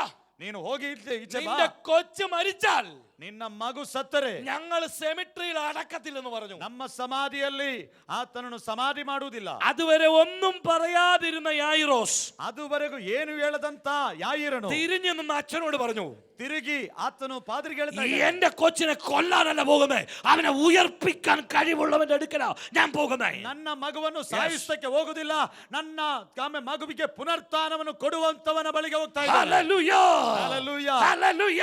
ഹല്ലേലൂയ. സ്വന്തം ഭാര്യയുടെ എതിർപ്പ് വിട്ടിട്ട് ಸ್ವಂತ ಹೆಂಡತಿಯ ವಿರೋಧತ್ವವನ್ನು ಬಿಟ್ಟು പള്ളിക്കാരുടെയും പാതിരിയുടെയും എതിർപ്പിനെ ഭേദിച്ച് ಸಭಾ ಮಂದಿರದ ಪಾದ್ರಿಯ ಆ ವಿರೋಧತ್ವವನ್ನು ಬಿಟ್ಟು അവൻ യേശുവിന്റെ അടുക്കലേക്ക് ഇറങ്ങി. ಅದನ್ನು ಗಮನಿಸದೆ ಯೇಸುವಿನ ಬಳಿಗೆ ಬರ್ತಾ ಇದ್ದಾನೆ. വീട്ടുകാരും പള്ളിക്കാരും യായിറോസിനെതിരായി. ಮನೆಯವರು ಸಭೆಯವರು ಯಾಯಿರನಿಗೆ ವಿರೋಧರಾದರು. ഉടനെ അച്ഛൻ വീടിനകത്തുനിന്ന് ഇറങ്ങി. ಆ ಪಾದ್ರಿಯು ಮನೆ ಬಿಟ್ಟು ಹೊರಗೆ ಹೋದರು. ഇനി നീയായിട്ട് ഒരു ബന്ധവും ഇല്ലെന്ന് പറഞ്ഞു. ನನಗೆ ನಿನ್ನೊಂದಿಗೆ ಯಾವ ಸಂಬಂಧ ಇಲ್ಲ. യായിറോസ് മുറ്റത്തോട്ട് ഇറങ്ങിയപ്പോൾ ಯಾಯಿರನು ಅಂಗಡಕ್ಕೆ ಬರುವಾಗ യായിറോസിന്റെ വൈഫിന്റെ ആങ്ങളമാർ രണ്ടുപേരും വെളിയിൽ നിൽപ്പുണ്ട്. ಯಾಯಿರನ ಇಬ್ಬರು ಭಾವಂತರಿದ್ರು. പൊതുവെ അവര് കള്ളു കുടിക്കുന്നവരാ. ಸಾಧಾರಣ ಅವರು ಮದ್ಯ ಸೇವಿಸುವವರು. അവര് കള്ളു കുടിച്ച് നിൽക്കുമ്പോ ಅವರು ಸೇಂದಿ ಕುಡಿದು ನಿಂತಿರುವಾಗ യായിറോസ് ഇറങ്ങി വന്നു. ಯಾಯಿರನು ಇಳಿದು ಬಂದನು. അളിയ എവിടെ പോവാന്ന് ചോദിച്ചു. ಬಾಬಾ ನೀವು ಎಲ್ಲಿ ಹೋಗ್ತಾ ಇದ್ದೀರಿ? ഞാൻ യേശുവിന്റെ അടുക്ക പോവാന്ന് പറഞ്ഞു. ನಾನು ಯೇಸುವಿನ ಬಳಿಗೆ ಹೋಗ್ತಾ ಇದ್ದೇನೆ. ഉടനെ അളിയൻ യായിറോസിനോട് പറഞ്ഞു, ಕೂಡಲೇ ಈ ಬಾಬಾ ಯಾಯಿರನಿಗೆ ಹೇಳಿದ, കൊച്ചെങ്ങാനും മരിച്ചു പോയാ ಮಗುವೇನಾದರೂ ಸತ್ತರೆ നീ തിരിച്ചു വന്ന നിന്റെ കാല് ഞാൻ വെട്ടും. ನೀನು ತಿರುಗಿ ಬಂದರೆ ನಿನ್ನ ಕಾಲು ಕಡಿಲಿಕ್ಕೆ ഭാര്യയുടെ എതിർപ്പ് ലംഘിച്ച്, ಆಮೇಲೆ ಹೆಂಡತಿಯ ವಿರೋಧತ್ವವನ್ನು പള്ളിക്കാരുടെയും പട്ടക്കാരുടെയും എതിർപ്പ് ലംഘിച്ച്, ಸಭಾ ಮಂದಿರದ ಪಾದ್ರಿಯ ವಿರೋಧತ್ವವನ್ನು ಆತನು ಲೆಕ್ಕಕ್ಕೆ ദേശക്കാരുടെയും കുടുംബക്കാരുടെയും എതിർപ്പിനെ ബന്ധിച്ചുകൊണ്ട് ದೇಶದವರ ಕುಟುಂಬದವರ ವಿರೋಧತ್ವವನ್ನು ತಾನು ಎದುರಿಸಿಕೊಂಡು ഒരു മനുഷ്യൻ അന്ന് രാത്രി വീട് വിട്ട് യേശുവിന്റെ അടുക്കലേക്ക് വന്നു. ಒಬ್ಬ ಮನುಷ್ಯನು ಮನೆಯನ್ನು ಬಿಟ್ಟು ಯೇಸುವಿನ ಬಳಿಗೆ ആ ಬರುತ್ತಾನೆ. യായിറോസിനോട് എനിക്കൊന്ന് ചോദിക്കാനുണ്ട്. ಯಾಯಿರನ ಹತ್ರ ಒಂದು ಪ್ರಶ್ನೆ ನನಗೆ നീ ಇದೆ. എങ്ങോട്ടാ ഈ പോകുന്നത്? ನೀನು ಎಲ್ಲಿಗೆ ಹೋಗ್ತಾ നിന്റെ ಇದ್ದೀಯಾ? കുഞ്ഞ് മരിക്കാൻ പോവുകയല്ലേ? ನಿನ್ನ ಮಗು ಸಾಯಲಿಕ್ಕಿದೆ. നീ ഹോസ്പിറ്റലിലല്ലേ പോകേണ്ടത്? ನೀನು ಆಸ್ಪತ್ರೆಗೆಲ್ಲ ಹೋಗ್ಬೇಕು. യായിറോസിന്റെ മറുപടി, ಯಾಯಿರನ ಪ್ರತ್ಯುತ್ತರ, മനുഷ്യനിൽ ആശ്രയിക്കുന്നതിനേക്കാൾ നല്ലത് യഹോവയിൽ ആശ്രയിക്കുന്നത്.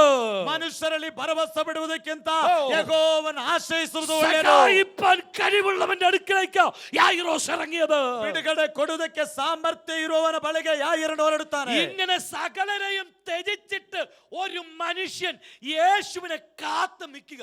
ಎಲ್ಲವರನ್ನು ಬಿಟ್ಟು ಒಬ್ಬ ಮನುಷ್ಯನು ಯೇಸುವನ್ನು ಕಾದುಕೊಂಡಿದ್ದಾನೆ. യേശു ഗദരദേശത്ത് നിൽക്കുമ്പോ ಯೇಸು ಗದರಿನ ಸೀಮೆಯಲ್ಲಿ ಇರುವಾಗ അവൻ അങ്ങ കരയിൽ നിന്ന് ഇങ്ങോട്ടൊന്ന് നോക്കി. ಆತನು ಆಚೆ ದಡದಿಂದ ಈ ಕಡೆ ಈಚೆ ದಡದಲ್ಲಿ ವೀಕ್ಷಿಸುವಾಗ മനം തകർന്ന ഒരു പിതാവ് നിൽക്കുന്നത് യേശു കണ്ടു. ಆಗ ಮನಮುರಿದ ಒಂದು ತಂದೆಯನ್ನು ಯೇಸು അവൻ ನೋಡಿದನು. കുടുംബക്കാരെയും ദേശക്കാരെയും വിട്ട്, ಅವರ ಕುಟುಂಬವನ್ನು ಬಂಧು ಬಳಗವನ್ನು ಬಿಟ್ಟು, പള്ളിക്കാരെയും പട്ടക്കാരെയും വിട്ട് ಸಭಾ ಮಂದಿರದವರನ್ನು ಆಮೇಲೆ ಪಾದ್ರಿಯನ್ನು ಬಿಟ್ಟು എന്നെ പ്രതീക്ഷിച്ചു വന്നാന്ന് പിടികിട്ടി.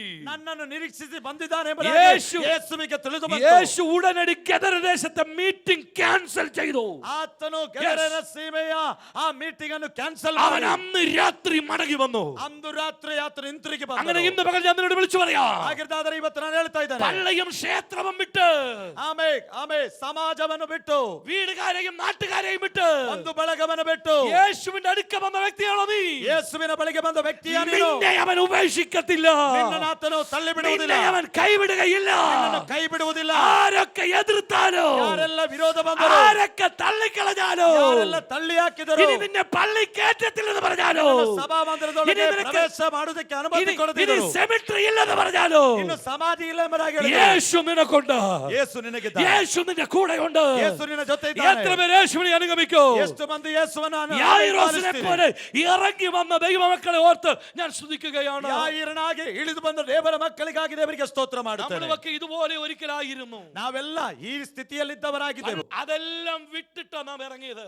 ಆದರೆ ಅವುಗಳೆಲ್ಲ ತ್ಯಜಿಸಿ ನಾವು ಹೊರಟು ಬಂದಿದ್ದೇವೆ. അത് വിട്ടപ്പോ അച്ഛൻ പറഞ്ഞിട്ടുണ്ടാവും, ಅದನ್ನು ಬಿಟ್ಟಾಗ ಪಾದ್ರಿ ಹೇಳಿರಬಹುದು, ഇനി നീ വന്നാ നിന്നെ കേറ്റത്തില്ല, ಇನ್ನು ಬಂದ್ರೆ ನಿನ್ನನ್ನು ಸಭೆಯೊಳಗೆ ಹತ್ತಿಸುವುದಿಲ್ಲ, നീ മരിച്ചാ നിന്നെ എവിടെ അടക്കും, ನೀನು ಸತ್ತರೆ ನಿನ್ನನ್ನು ಎಲ್ಲಿ ಸಮಾಧಿ നിന്റെ ಮಾಡ್ತಾರೆ, കുഞ്ഞുങ്ങളെ എവിടെ കൊണ്ട് കല്യാണം കഴിപ്പിക്കും, ನಿಮ್ಮ ಮಕ್ಕಳನ್ನು ಯಾರೊಂದಿಗೆ ವಿವಾಹ ಮಾಡುತ್ತೀರಿ? എല്ലാവരും നിന്നോട് ചോദിച്ചില്ലേ? ನಿಮ್ಮಲ್ಲಿ ಕೇಳಿದಿರಬಹುದು, സകലരും നിന്നോട് ചോദിച്ചില്ലേ? ನಿಮ್ಮಲ್ಲಿ ಕೇಳಿರಬಹುದು. ഹല്ലേലൂയ. ഇന്ന് പകൽ യായിറോസിനെ പോലെ ഇറങ്ങി വന്ന വ്യക്തിയാണോ നീ?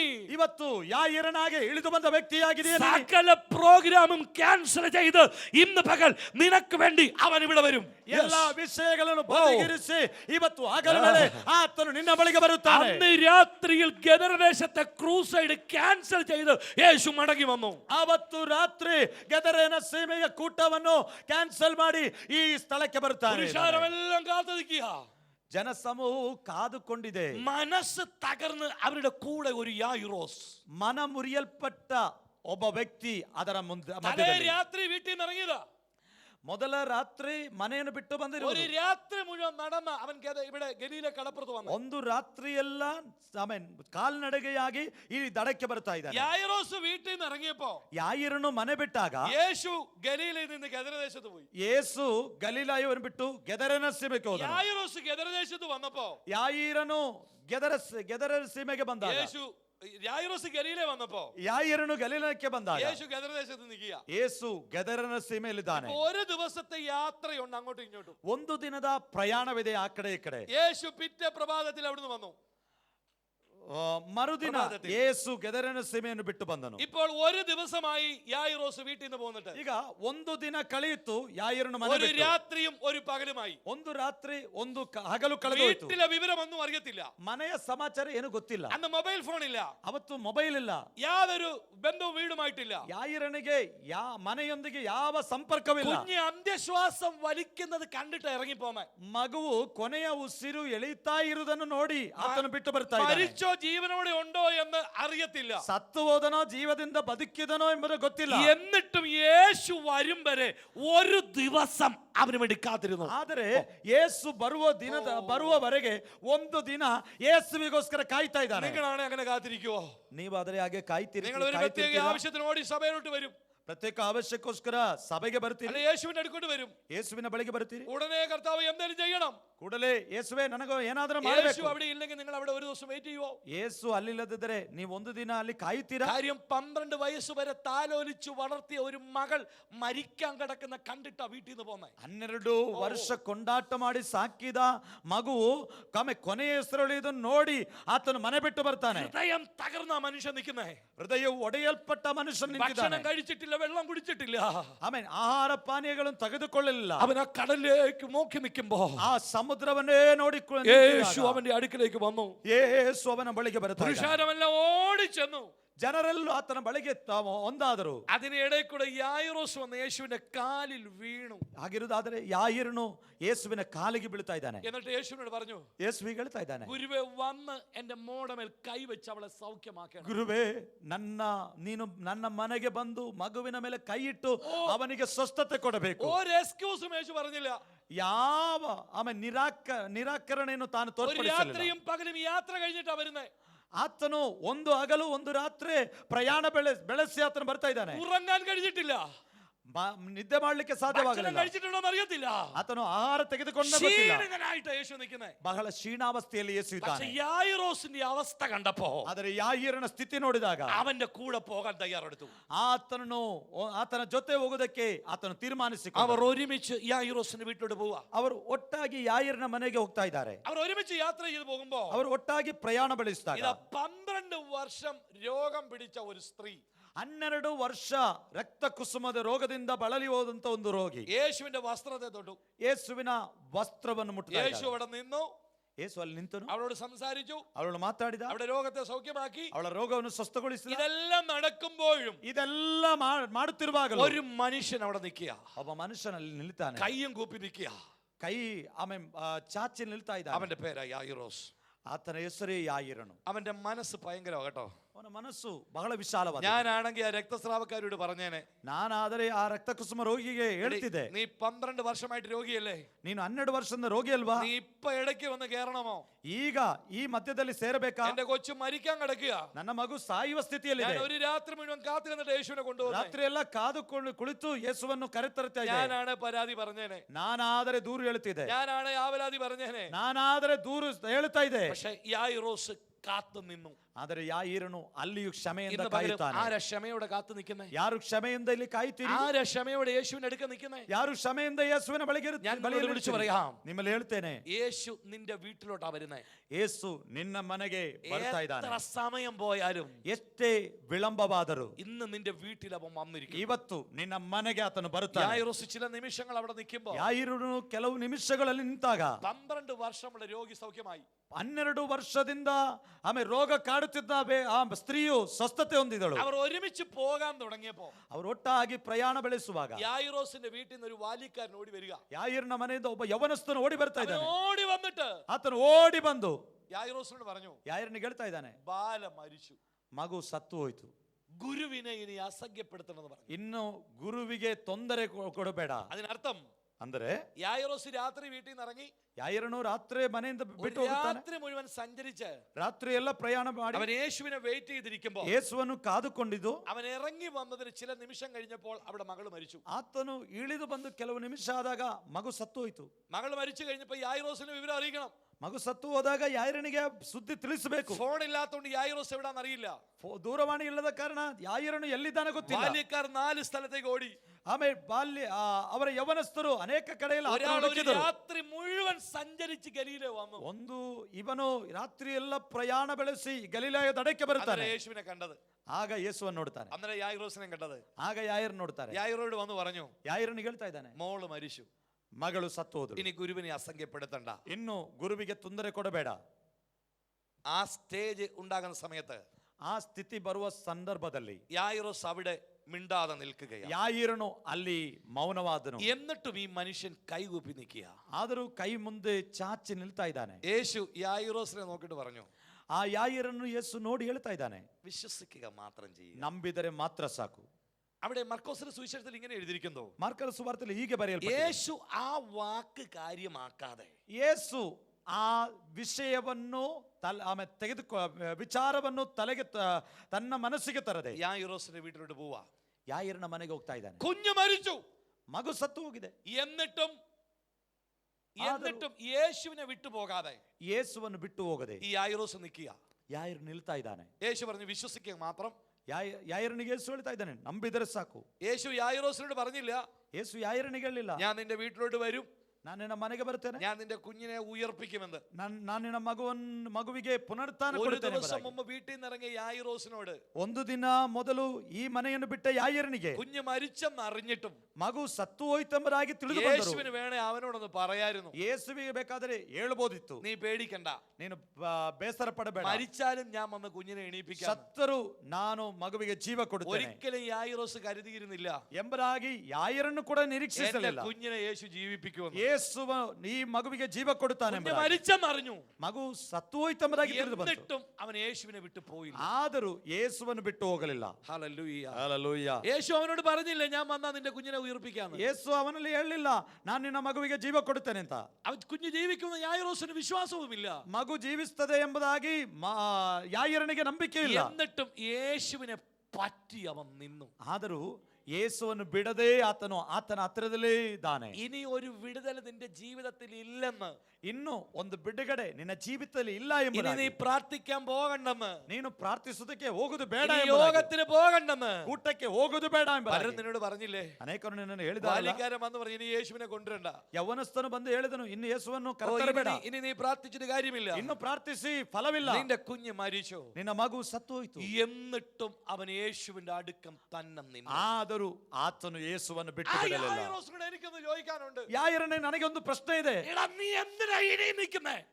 ನೀನು ಯಾಕೆ ಇನ್ನೂ ಕಾದುಕೊಂಡಿದ್ಯಾ? നീ പ്രതീക്ഷിച്ചു വന്ന വിഷയം നഷ്ടപ്പെട്ടു പോയില്ലേ? ನಿನ್ನ ನಿರೀಕ್ಷೆಯು ನೀನು ಕಳಕೊಂಡಿದೆಯಲ್ಲ, എന്നിട്ടും അവൻ ഉറച്ചു നിന്നു. ಆದರೂ ಆತನು ಸ್ಥಿರವಾಗಿ ನಿಲ್ಲುತ್ತಾನೆ. പലരും യേശുവിന്റെ അടുക്ക വരുന്നത് ಅನೇಕರು ಯೇಸುವಿನ ಬಳಿಗೆ ಬರುವುದು ഏതെങ്കിലും ഒരു വിഷയത്തിനകത്തായിരിക്കും. ಯಾವುದಾದರೂ ಸಂಗತಿಯ ಮೇಲೆ യായിറോസ് ಆಗಿರಬಹುದು. വന്നത് തന്റെ കുഞ്ഞിന്റെ വിഷയത്തിനാ. ಯಾಯರನ ಬಂದದ್ದು ತನ್ನ ಮಗುವಿನ ವಿಚಾರ, അതിന് മറുപടി കിട്ടിയില്ല, ಅದಕ್ಕೆ ಪ್ರತ್ಯುತ್ತರ ಸಿಗಲಿಲ್ಲ. എന്നിട്ടും യേശുവിന് കൂടെ നിന്നു. ಆದರೂ ಯೇಸುವನ್ನು ಬಿಡಲಿಲ್ಲ. നമ്മളൊക്കെ ആണേലോ ನಾವಾದರೆ എന്തേലും ഒരു ചെറിയ വിഷയത്തിനാ വരുന്നേ. ಸಣ್ಣ ವಿಷಯಕ್ಕೆ ನಾವು ಬರ್ತೇವೆ. കടൻ, രോഗം, ദുഃഖം, പ്രശ്നം ഏതേലും ರೋಗ ದುಃಖ ಸಮಸ್ಯೆ ಯಾವುದಾಗಿರಬಹುದು, അത് കിട്ടിക്കഴിഞ്ഞാ ಅದು ಸಿಕ್ಕಿದರೆ അന്നേരം യേശുവിന്റെ അടുക്കുന്ന ഓടിപ്പോകും. ಯೇಸುವಿನ ಬಳಿಯಿಂದ ನಾವು ಓಡಿ ಹೋಗುತ್ತೇವೆ. കിട്ടിയില്ലെങ്കിലോ ಇಲ್ಲದಿದ್ದರೆ അടുത്ത സഭയിലോട്ട് പോകും. ಇನ್ನೊಂದು ಕೂಟಕ್ಕೆ ಹೋಗುತ್ತೇವೆ. പക്ഷെ യായിറോസ് ಆದರೆ ಯಾಯಿರನು തന്റെ വിഷയത്തിന് മറുപടി കിട്ടത്തില്ലെന്നും അറിയാം. ತನ್ನ ವಿಷಯಕ್ಕೆ ಸಮಸ್ಯೆಗೆ ಪರಿಹಾರ ದೊರೆಯುವುದಿಲ್ಲ ಎಂಬುದಾಗಿ ಗೊತ್ತು. യേശുവിന്റെ കൂടെ അവൻ നിന്നു. ಆದರೂ ಯೇಸುವಲ್ಲೇ ದೃಢವಾಗಿ ನಿಲ್ಲುತ್ತಾನೆ. ബാല്യക്കാര് പറഞ്ഞു, ഇനി ഗുരുവിനെ അസംഖ്യപ്പെടുത്തണ്ട. ಯವನಸ್ಥನ ಹೇಳ್ತಾ ಇದ್ದಾನೆ, ಗುರುವಿಗೆ ತೊಂದರೆ ಕೊಡಬೇಡ. അവിടെ മാർക്കോസിന്റെ സുവിശേഷത്തിൽ ഇങ്ങനെ ഒരു വാക്യം എഴുതിയിരിക്കുന്നു. ಮಾರ್ಕನ ಸುವಾರ್ತೆಯಲ್ಲಿ ಈ ರೀತಿಯಾಗಿ യേശു ആ വാക്ക് കാര്യമാക്കാതെ യായിറോസിന്റെ വീട്ടിലോട്ട് പോയി. ಯೇಸು ತನ್ನ ಮಾತನ್ನು ಮನಸ್ಸಿಗೆ ತರದೆ ಆ ಯಾಯಿರನ ಮನೆಗೆ ಪ್ರವೇಶ അതിന്റെ ಮಾಡುತ್ತಾನೆ. അർത്ഥം എന്താ? ಅದರ ಅರ್ಥವೇನು? മനുഷ്യന്റെ വാക്ക് കേൾക്കുന്നവനല്ല ദൈവം, ಮನುಷ್ಯನ ಮಾತನ್ನು ಕೇಳುವವನಲ್ಲ ದೇವರು. മനുഷ്യന്റെ വാക്കിനെ ധിക്കരിച്ച് യേശു യായിറോസിന്റെ വീട്ടിലേക്ക് പുറപ്പെട്ടു. ಮನುಷ್ಯನ ಮಾತನ್ನು ಧಿಕ್ಕರಿಸಿ ಯೇಸು ಯಾಯಿರನ ಮನೆಗೆ ഇന്ന് പകൽ ಹೋಗುತ್ತಾನೆ. ഒരു പക്ഷേ ഡോക്ടർ നിന്നോട് പറയും നോ എന്ന്. ಇವತ್ತು ವೈದ್ಯರು ನಿನಗೆ ಹೇಳ್ತಾ ಇದ್ದಾರೆ ನಡೆಯುವುದಿಲ್ಲ ಎಂಬುದಾಗಿ. ഇനി സാധ്യമല്ലെന്ന് മനുഷ്യൻ നിന്നോട് പറഞ്ഞിരിക്കാം. ಇನ್ನು ಮನುಷ್ಯನು ಸಾಧ್ಯವಿಲ್ಲ ಎಂಬುದಾಗಿ ആ വാക്ക് കാര്യമാക്കാതെ, ಆ ಮಾತನ್ನು ನೀನು ആ വാക്ക് കാര്യമാക്കാതെ ಆ ಮಾತನ್ನು ಮನಸ್ಸಿಗೆ ഇന്ന് ತರದೆ പകൽ യേശു നിന്റെ വീട്ടിൽ വരാൻ പോവുകയാ. ಇವತ್ತು ನಿನ್ನ ಮನೆಗೆ ಯೇಸು ಬರ್ತಾ നോ ಇದ್ದಾನೆ. എന്നുള്ള വാക്ക് ധിക്കരിച്ച് ಇಲ್ಲ ಎಂಬ ಮಾತನ್ನು ಧಿಕ್ಕರಿಸಿ ഇന്ന് പകൽ യേശു നിന്റെ വീട്ടിലേക്ക് വരാൻ പോവുകയാ. ಯೇಸು ನಿನ್ನ ಮನೆಗೆ ಬರುತ್ತಾನೆ. ഇനി വിടുതലില്ലെന്ന് പറഞ്ഞ വാക്ക് ധിക്കരിച്ച് ಬಿಡುಗಡೆ ಇಲ್ಲ ಎಂಬ ಮಾತನ್ನು ಧಿಕ್ಕರಿಸಿ ഇന്ന് പകൽ യേശു നിനക്ക് വേണ്ടി പ്രവർത്തിക്കാൻ പോവുകയാ. ಯೇಸು ನಿನಗೋಸ್ಕರ ಕಾರ್ಯ ഇനി ಮಾಡುತ್ತಾನೆ. ഉയരത്തില്ലെന്നുള്ള വാക്ക് ധിക്കരിച്ച് ಇನ್ನು ನಿನಗೆ ಉನ್ನತಿ ಇಲ್ಲ ಎಂಬ യേശു ಮಾತನ್ನು നിന്നെ ಧಿಕ್ಕರಿಸಿ ഉയർത്താൻ പോവുകയാ. ಯೇಸು ನಿನ್ನನ್ನು ಮೇಲಕ್ಕೆ യേശു ತರುತ್ತಾನೆ. നിന്നെ ഉയർത്താൻ പോവുകയാ. ಯೇಸು ಮೇಲಕ್ಕೆ യേശു ತರುತ್ತಾನೆ. മനുഷ്യന്റെ വാക്ക് കേൾക്കുന്നവനല്ല. ಯೇಸು ಮನುಷ್ಯನ ಮಾತನ್ನು യേശു ಕೇಳುವವನಲ್ಲ. മനുഷ്യന്റെ വാക്ക് അനുസരിക്കുന്നവനല്ല. ಯೇಸು ಮನುಷ್ಯನ ಮಾತಿಗೆ യേശു ವಿಧೇಯನಾಗುವವನಲ್ಲ. ആ വാക്ക് കേൾക്കാതെ അവന്റെ വീട്ടിലോട്ട് പുറപ്പെട്ടു. ಯೇಸು ಮನುಷ್ಯನ ಮಾತನ್ನು ಕೇಳದೆ ಯಾಯಿರನ ಮನೆಗೆ ಹೋಗುತ್ತಾನೆ. മനം തകർന്ന് ಮನಸ್ಸು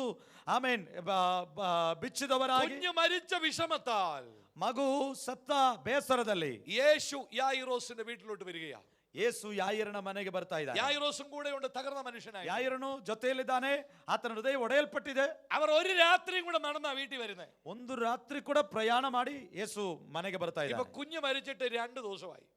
ಮಗು ಸತ್ತು ಹೋಗಿ 2 ದಿನವಾಯ್ತು. മൊബൈൽ മോർച്ചറി ഇല്ല, ಮೊಬೈಲ್ ಮೋರ್ಚರಿ ಇಲ್ಲ. 2 ദിവസം കാത്തിരുന്നു. 2 ದಿನ ಕಾದರು. ഇനി അപ്പം വരത്തില്ലെന്ന് കരുതി ಇನ್ನು ತಂದೆ ಬರುದಿಲ್ಲ ಎಂಬರಾಗಿ അവർ ശവം അടക്കാൻ റെഡിയായി. ಅವರು ಶವ ಸಂಸ್ಕಾರಕ್ಕೆ ആരും ತಯಾರಾದರು. ഒക്കെ അവിടെ ഉണ്ട്. ಆ ಜನರೆಲ್ಲ ಅಲ್ಲಿದ್ದಾರೆ. എന്ന് പറഞ്ഞാൽ ബോഡി എടുക്കുന്നതിന് മുമ്പ് യഹൂദന്മാരുടെ ഇടയിൽ ഈ കരയാൻ പ്രത്യേക ആൾക്കാരെ റെന്റിന് വിളിക്കാറുണ്ട്. ಶರೀರವನ್ನು ತೆಗೆಯೋದಕ್ಕಿಂತ ಮೊದಲು ಅಲ್ಲಿ ಅಳುವುದಕ್ಕೋಸ್ಕರ ಬೇಸರ ವ್ಯಕ್ತಪಡಿಸುವುದಕ್ಕೆ ಒಂದು ಗುಂಪು ಜನರನ್ನು ಅಲ್ಲಿ ಸಿದ್ಧಪಡಿಸ್ತಾರೆ. അവരെല്ലാം ആ വീടിന്റെ വാതിക്കലുണ്ട്. ಅವರೆಲ್ಲರೂ ಆ ಮನೆಯಲ್ಲಿದ್ದಾರೆ. അവരെല്ലാം നിൽക്കുമ്പോ ಅವರೆಲ್ಲರೂ ನಿಂತಿರುವಾಗ യേശു അവരെല്ലാം മാറ്റി നിർത്തിയിട്ട് ಯೇಸು ಅವರೆಲ್ಲರನ್ನು ಹೊರಗೆ ಕಳುಹಿಸಿ യായിറോസിന്റെ വീട്ടിലേക്ക് കയറി. ಯಾಯಿರನ ಮನೆಗೆ ಹೋದನು. ഉടനെ പള്ളിക്കാരൊക്കെ നിപ്പുണ്ട്. ಅಲ್ಲಿ ಸಭಾಮಂದಿರದವರಿದ್ದಾರೆ. അവരെല്ലാം ചിരിച്ചിട്ട് ഇങ്ങനെ ചിരിച്ചു നിൽക്കുക. ಅವರು ನಗುತ್ತಾ ನಿಂತಿದ್ದಾರೆ. ഞങ്ങൾ പറഞ്ഞതാ നീ പോകരുതെന്ന്. ನಾವು ಹೇಳಿದೆವು ನೀನು ಹೋಗ್ಬೇಡ ಎಂಬುದಾಗಿ. ഭാര്യ യായിറോസിനെ കണ്ടപ്പോൾ അലറി നിലവിളിച്ചു, നീ പോയത് കൊണ്ടല്ലേ എന്ന് ചോദിച്ചു. ಯಾಯಿರನಿಗೆ ಅನೇಕರು ಪ್ರಶ್ನೆ ಮಾಡಿದರು, ನೀನು ಓದ್ದರಿಂದ ಅಲ್ಲವಾ ಎಂಬುದಾಗಿ. യായിറോസിനെതിരെ എല്ലാവരും തിരിഞ്ഞു നിൽക്കുക. ಯಾಯಿರನಿಗೆ ವಿರುದ್ಧವಾಗಿ ಎಲ್ಲರೂ ನಿಂತಿದ್ದಾರೆ. ഈ ശവോടെ കഴിഞ്ഞ് യായിറോസിനെ അടിക്കാൻ ചിലർ പ്ലാൻ ചെയ്തിരിക്കുക. ಆಮೇಲೆ ಈ ಸಂಸ್ಕಾರದ ನಂತರ ಯಾಯಿರನ್ನು ಒಡೆದು ಉಳಿಸೋದಕ್ಕೆ ಅವರೆಲ್ಲರೂ ಸನ್ನದ್ಧರಾಗಿದ್ದಾರೆ. കാര്യം മരിക്കാനിട്ടിരിക്കുന്ന കുഞ്ഞിനെ ഇട്ടിട്ട് പെന്തക്കോസ്തുകാരുടെ പ്രാർത്ഥനയ്ക്ക് പോയി. ಸತ್ತರು ಸಾಯಲಿ ಸಾಯುವ ಪರಿಸ್ಥಿತಿ ಇಲ್ಲದ ಮಗುವನ್ನು ಬಿಟ್ಟು ಪೆಂತಕೋಸ್ ಆರಾಧನೆಗೆ ಹೋದದ್ದು. അളിയന്മാരെല്ലാം കള്ളു കുടിച്ചിട്ട് നിൽക്കുക യായിറോസിനെ തല്ലാൻ. ಭಾವಂದರೆಲ್ಲ ಸೇಂದಿ ಹಾಕಿ ನಿಂತಿದ್ದಾರೆ ಇವನನ್ನು ಹೊಡೆಯುವುದು. അവരെല്ലാം മാറ്റി നിർത്തിയിട്ട് ಇವರೆಲ್ಲ ಹೊರಗೆ ಕಳುಹಿಸಿ യേശു യായിറോസിന്റെ വീട്ടിലോട്ട് കയറി ಯೇಸು ಯಾಯಿರನ ಮನೆಗೆ ಪ್ರವೇಶ ആ ಮಾಡಿದ. കുഞ്ഞിന്റെ കയ്യിൽ പിടിച്ചിട്ട് പറഞ്ഞു, ಆ ಮಗುವಿನ ಕೈಯಲ್ಲಿ ಹಿಡಿದುಕೊಂಡು ബാലേ എണീക്കുക. ಬಾಲಕನೇ ಎದ್ದೇಳು. മരിച്ചു കിടന്ന കുഞ്ഞ് ഉയർത്തെണീറ്റു. ಸತ್ತ ಮಗು ಅಲ್ಲಿ ಜೀವ ಉಂಟಾಯಿತು. 12 വയസ്സുള്ള കുഞ്ഞായിരുന്നു ആ കുഞ്ഞ്. 12 ವರ್ಷ ಪ್ರಾಯವಿರುವ ಮಗುವಾಗಿತ್ತು ಆ ಮಗು. ആ കുഞ്ഞ് സൗഖ്യമുള്ളവളായി പുറത്തു വന്നു. ಅವಳು ಸ್ವಸ್ಥತೆ ಬಿಡುಗಡೆ ಹೊಂದಿದವಳಾಗಿ ಜೀವವನ್ನು ಹೊಂದಿದವಳಾಗಿ ಹೊರಗೆ ಬಂದಳು. ആ അധ്യായത്തിൽ നമ്മൾ കാണുമ്പോൾ ಆ ಅಧ್ಯಾಯದಲ್ಲಿ ಓದುವಾಗ 3 മിറക്കിൾസ് ആണ് നടന്നത്. 3 ಮಹತ್ ಕಾರ್ಯವನ್ನಲ್ಲಿ ನೋಡುತ್ತೇವೆ. മനുഷ്യന് സാധിക്കാൻ കഴിയാത്ത 3 വിഷയം. ಮನುಷ್ಯರಿಗೆ ಅಸಾಧ್ಯವಾದ 3 ಕಾರ್ಯಗಳು. 1 ഗദരദേശം, 2 വൈദ്യൻ ഉപേക്ഷിച്ച രക്തസ്രാവം, 3 ഡോക്ടേഴ്സ് ഉപേക്ഷിച്ച ഒരു കുഞ്ഞ്. 1 ಗೆದರಿನ ಸೀಮೆ, 2 ವೈದ್ಯರು ಕೈಬಿಟ್ಟಂತ ರಕ್ತಕುಸುಮ ರೋಗಿಯಾದಂತ ವ್ಯಕ್ತಿ, ಆಮೇಲೆ 3 ಡಾಕ್ಟರ್ನವರು ತಳ್ಳಿ ಹಾಕಿದಂತ ಒಂದು ಮಗು. 6000 ഭൂതത്തെ യേശു ശാസിച്ചു വിട്ടപ്പോ 6000 ದೆವ್ವಗಳನ್ನು ಹೊರದೋಡಿಸಿದಾಗ 12 വർഷം രക്തസ്രാവമുള്ള സ്ത്രീയും 12 വയസ്സുള്ള കുഞ്ഞും സൗഖ്യമായി. 12 ವರ್ಷ ರಕ್ತಕುಸುಮದ ರೋಗಿಯು 12 ವರ್ಷದ ಬಾಲೆಯು ಸ್ವಸ್ಥರಾದರು. രണ്ടും 12 വർഷമായ 2 12 ವರ್ಷ എന്ന് പറഞ്ഞാൽ വർഷക്കണക്കിന് അവകാശം പറഞ്ഞ് കുടിയിരുന്ന ഒരു സാത്താൻ. ಅಂದರೆ ವರ್ಷವನ್ನು ಹೇಳಿ ಆಮೇಲೆ ಬಾಧ್ಯತೆ ಅಥವಾ ಸ್ವಾಸ್ಥ್ಯ ಮಾಡಿಕೊಳ್ಳುವುದಕ್ಕೆ ಪ್ರಯತ್ನ ಮಾಡಿದ ಒಂದು ಶಕ್ತಿ. ചിലരിങ്ങനെ പറയാറുണ്ട്, 10 വർഷമായി എനിക്ക് രോഗം വന്നിട്ട്. ಕೆಲವರು ಹೇಳ್ತಾರೆ 10 ವರ್ಷದಿಂದ ಈ ರೋಗವಿದೆ, 12 വർഷമായി എന്റെ ബിസിനസ് തകർന്നിട്ട്, 12 ವರ್ಷ ಆಯ್ತು ನನ್ನ ವ್ಯಾಪಾರವು ಆಮೇಲೆ ಒಡೆದು ಹೋಗಿ, 15 വർഷമായി ഞങ്ങൾ കഷ്ടത്തില. 15 ವರ್ಷದಿಂದ ನಾವು ഇങ്ങനെ ಕಷ್ಟದಲ್ಲಿ. വർഷക്കണക്ക് പറയുന്ന ഒരു ദുരാത്മാവ് ഇന്ന് പകൽ അഴിയാൻ പോവുക. ಹೀಗೆ ವರ್ಷ ಹೇಳುವಂತ ಆ ದುರಾತ್ಮನ ಶಕ್ತಿ ಇವತ್ತು ಬಿಚ್ಚಲ್ಪಡಲಿಕ್ಕೆ. ചുരുക്കം പറഞ്ഞ 6000 ഭൂതം ആ ദേശം വിട്ടപ്പോ, ಸಂಕ್ಷಿಪ್ತವಾಗಿ ಹೇಳಬೇಕಾದ್ರೆ 6000 ದಂಡು ಅವರನ್ನು ಬಿಟ್ಟಾಗ വർഷങ്ങളായി കെട്ടിയ ചില കെട്ടുകൾ അഴിഞ്ഞു. ವರ್ಷಗಳಿಂದ ಕಟ್ಟಲ್ಪಟ್ಟ ಆ ಕಟ್ಟು ಬಿಚ್ಚಲ್ಪಟ್ಟ. അങ്ങനെയെങ്കിൽ ഇന്ന് പകൽ ഞാൻ പ്രവചിച്ചു പറയാം, ಇವತ್ತು ಹಗಲುಗಳಲ್ಲಿ ನಾನು ಹೇಳ್ತಾ ഈ ಇದ್ದೇನೆ, ദേശത്തെ ഒരു അന്ധകാര ശക്തി ഇന്ന് പകൽ ഇവിടുന്ന് മാറാൻ പോവുക. ಈ ದೇಶದ ಅಂಧಕಾರದ ಬಲವು ಇಲ್ಲಿಂದ ಓಡಿ ಹೋಗುತ್ತದೆ. വർഷങ്ങളായി ബന്ധിച്ച ചില കെട്ടുകൾ അഴിഞ്ഞ് ചിലർ ഇന്ന് പകൽ ഡെലിവറൻസ് ആകും. ಆಮೇಲೆ ವರ್ಷಗಳಿಂದ ಬಂಧಿಸಲ್ಪಟ್ಟ ಬಂಧನವು ಇವತ್ತು ಬಿಡುಗಡೆ ಹೊಂದಿ കരമടിച്ച് ആരാധിച്ചാട്ടെ. കരങ്ങളെ തട്ടി അന്യഭാഷ പറഞ്ഞ് ആരാധിച്ചേ. ರಿಬಲ ಹಂದರ Yes, ಬರ ರಿಬಲ ಹರ್ತಂ ಧನಾದರ ರಗಚ್ಚರೆ ಓ ಹಂದ ರಬನ ರಗನ ರಬನೆ ಚೂರ ಮನ ಹರ್ತ ರಬನೆ. ಎಸ್ ಥ್ಯಾಂಕ್ ಯು ಲೋ. ಓ ಕರಗಳ ತಟ್ಟಿ ದೇವರನ್ನು ಆರಾಧಿಸುವ. ಓ ರಿಬಲ ಹರ್ತ ಮನಾದರ. ಓ ದೇವರ ಬಿಡುಗಡೆಗೆ ಎಷ್ಟು ವರ್ಷ ಆಮೇಲೆ ಹಳೆಯದಾದರೂ ಆಮೇಲೆ ದೇವರು ಬಿಡುಗಡೆ ಕೊಡುವುದಕ್ಕೆ ಶಕ್ತನಾದ ದೇವರಾಗಿದ್ದಾನೆ. ಹಾಲೆಲೂಯಾ. ದೆವ್ವವು ಆಮೇಲೆ ಊರನ್ನು ಬಿಟ್ಟು ಹೋದಾಗ ಆಮೇಲೆ ರೋಗಿಗಳು ಸ್ವಸ್ಥರಾದರು. ಈ ಬೆಳಗಿನ ಜಾವದಲ್ಲಿ ನಮ್ಮನ್ನು ಬಿಡುಗಡೆಗೊಳಿಸುವ ದೇವರು ನಮ್ಮ ಕಟ್ಟುಗಳನ್ನು ಇವತ್ತು ಬಿಚ್ಚುವನಾಗಿದ್ದಾನೆ. ഹല്ലേലൂയ.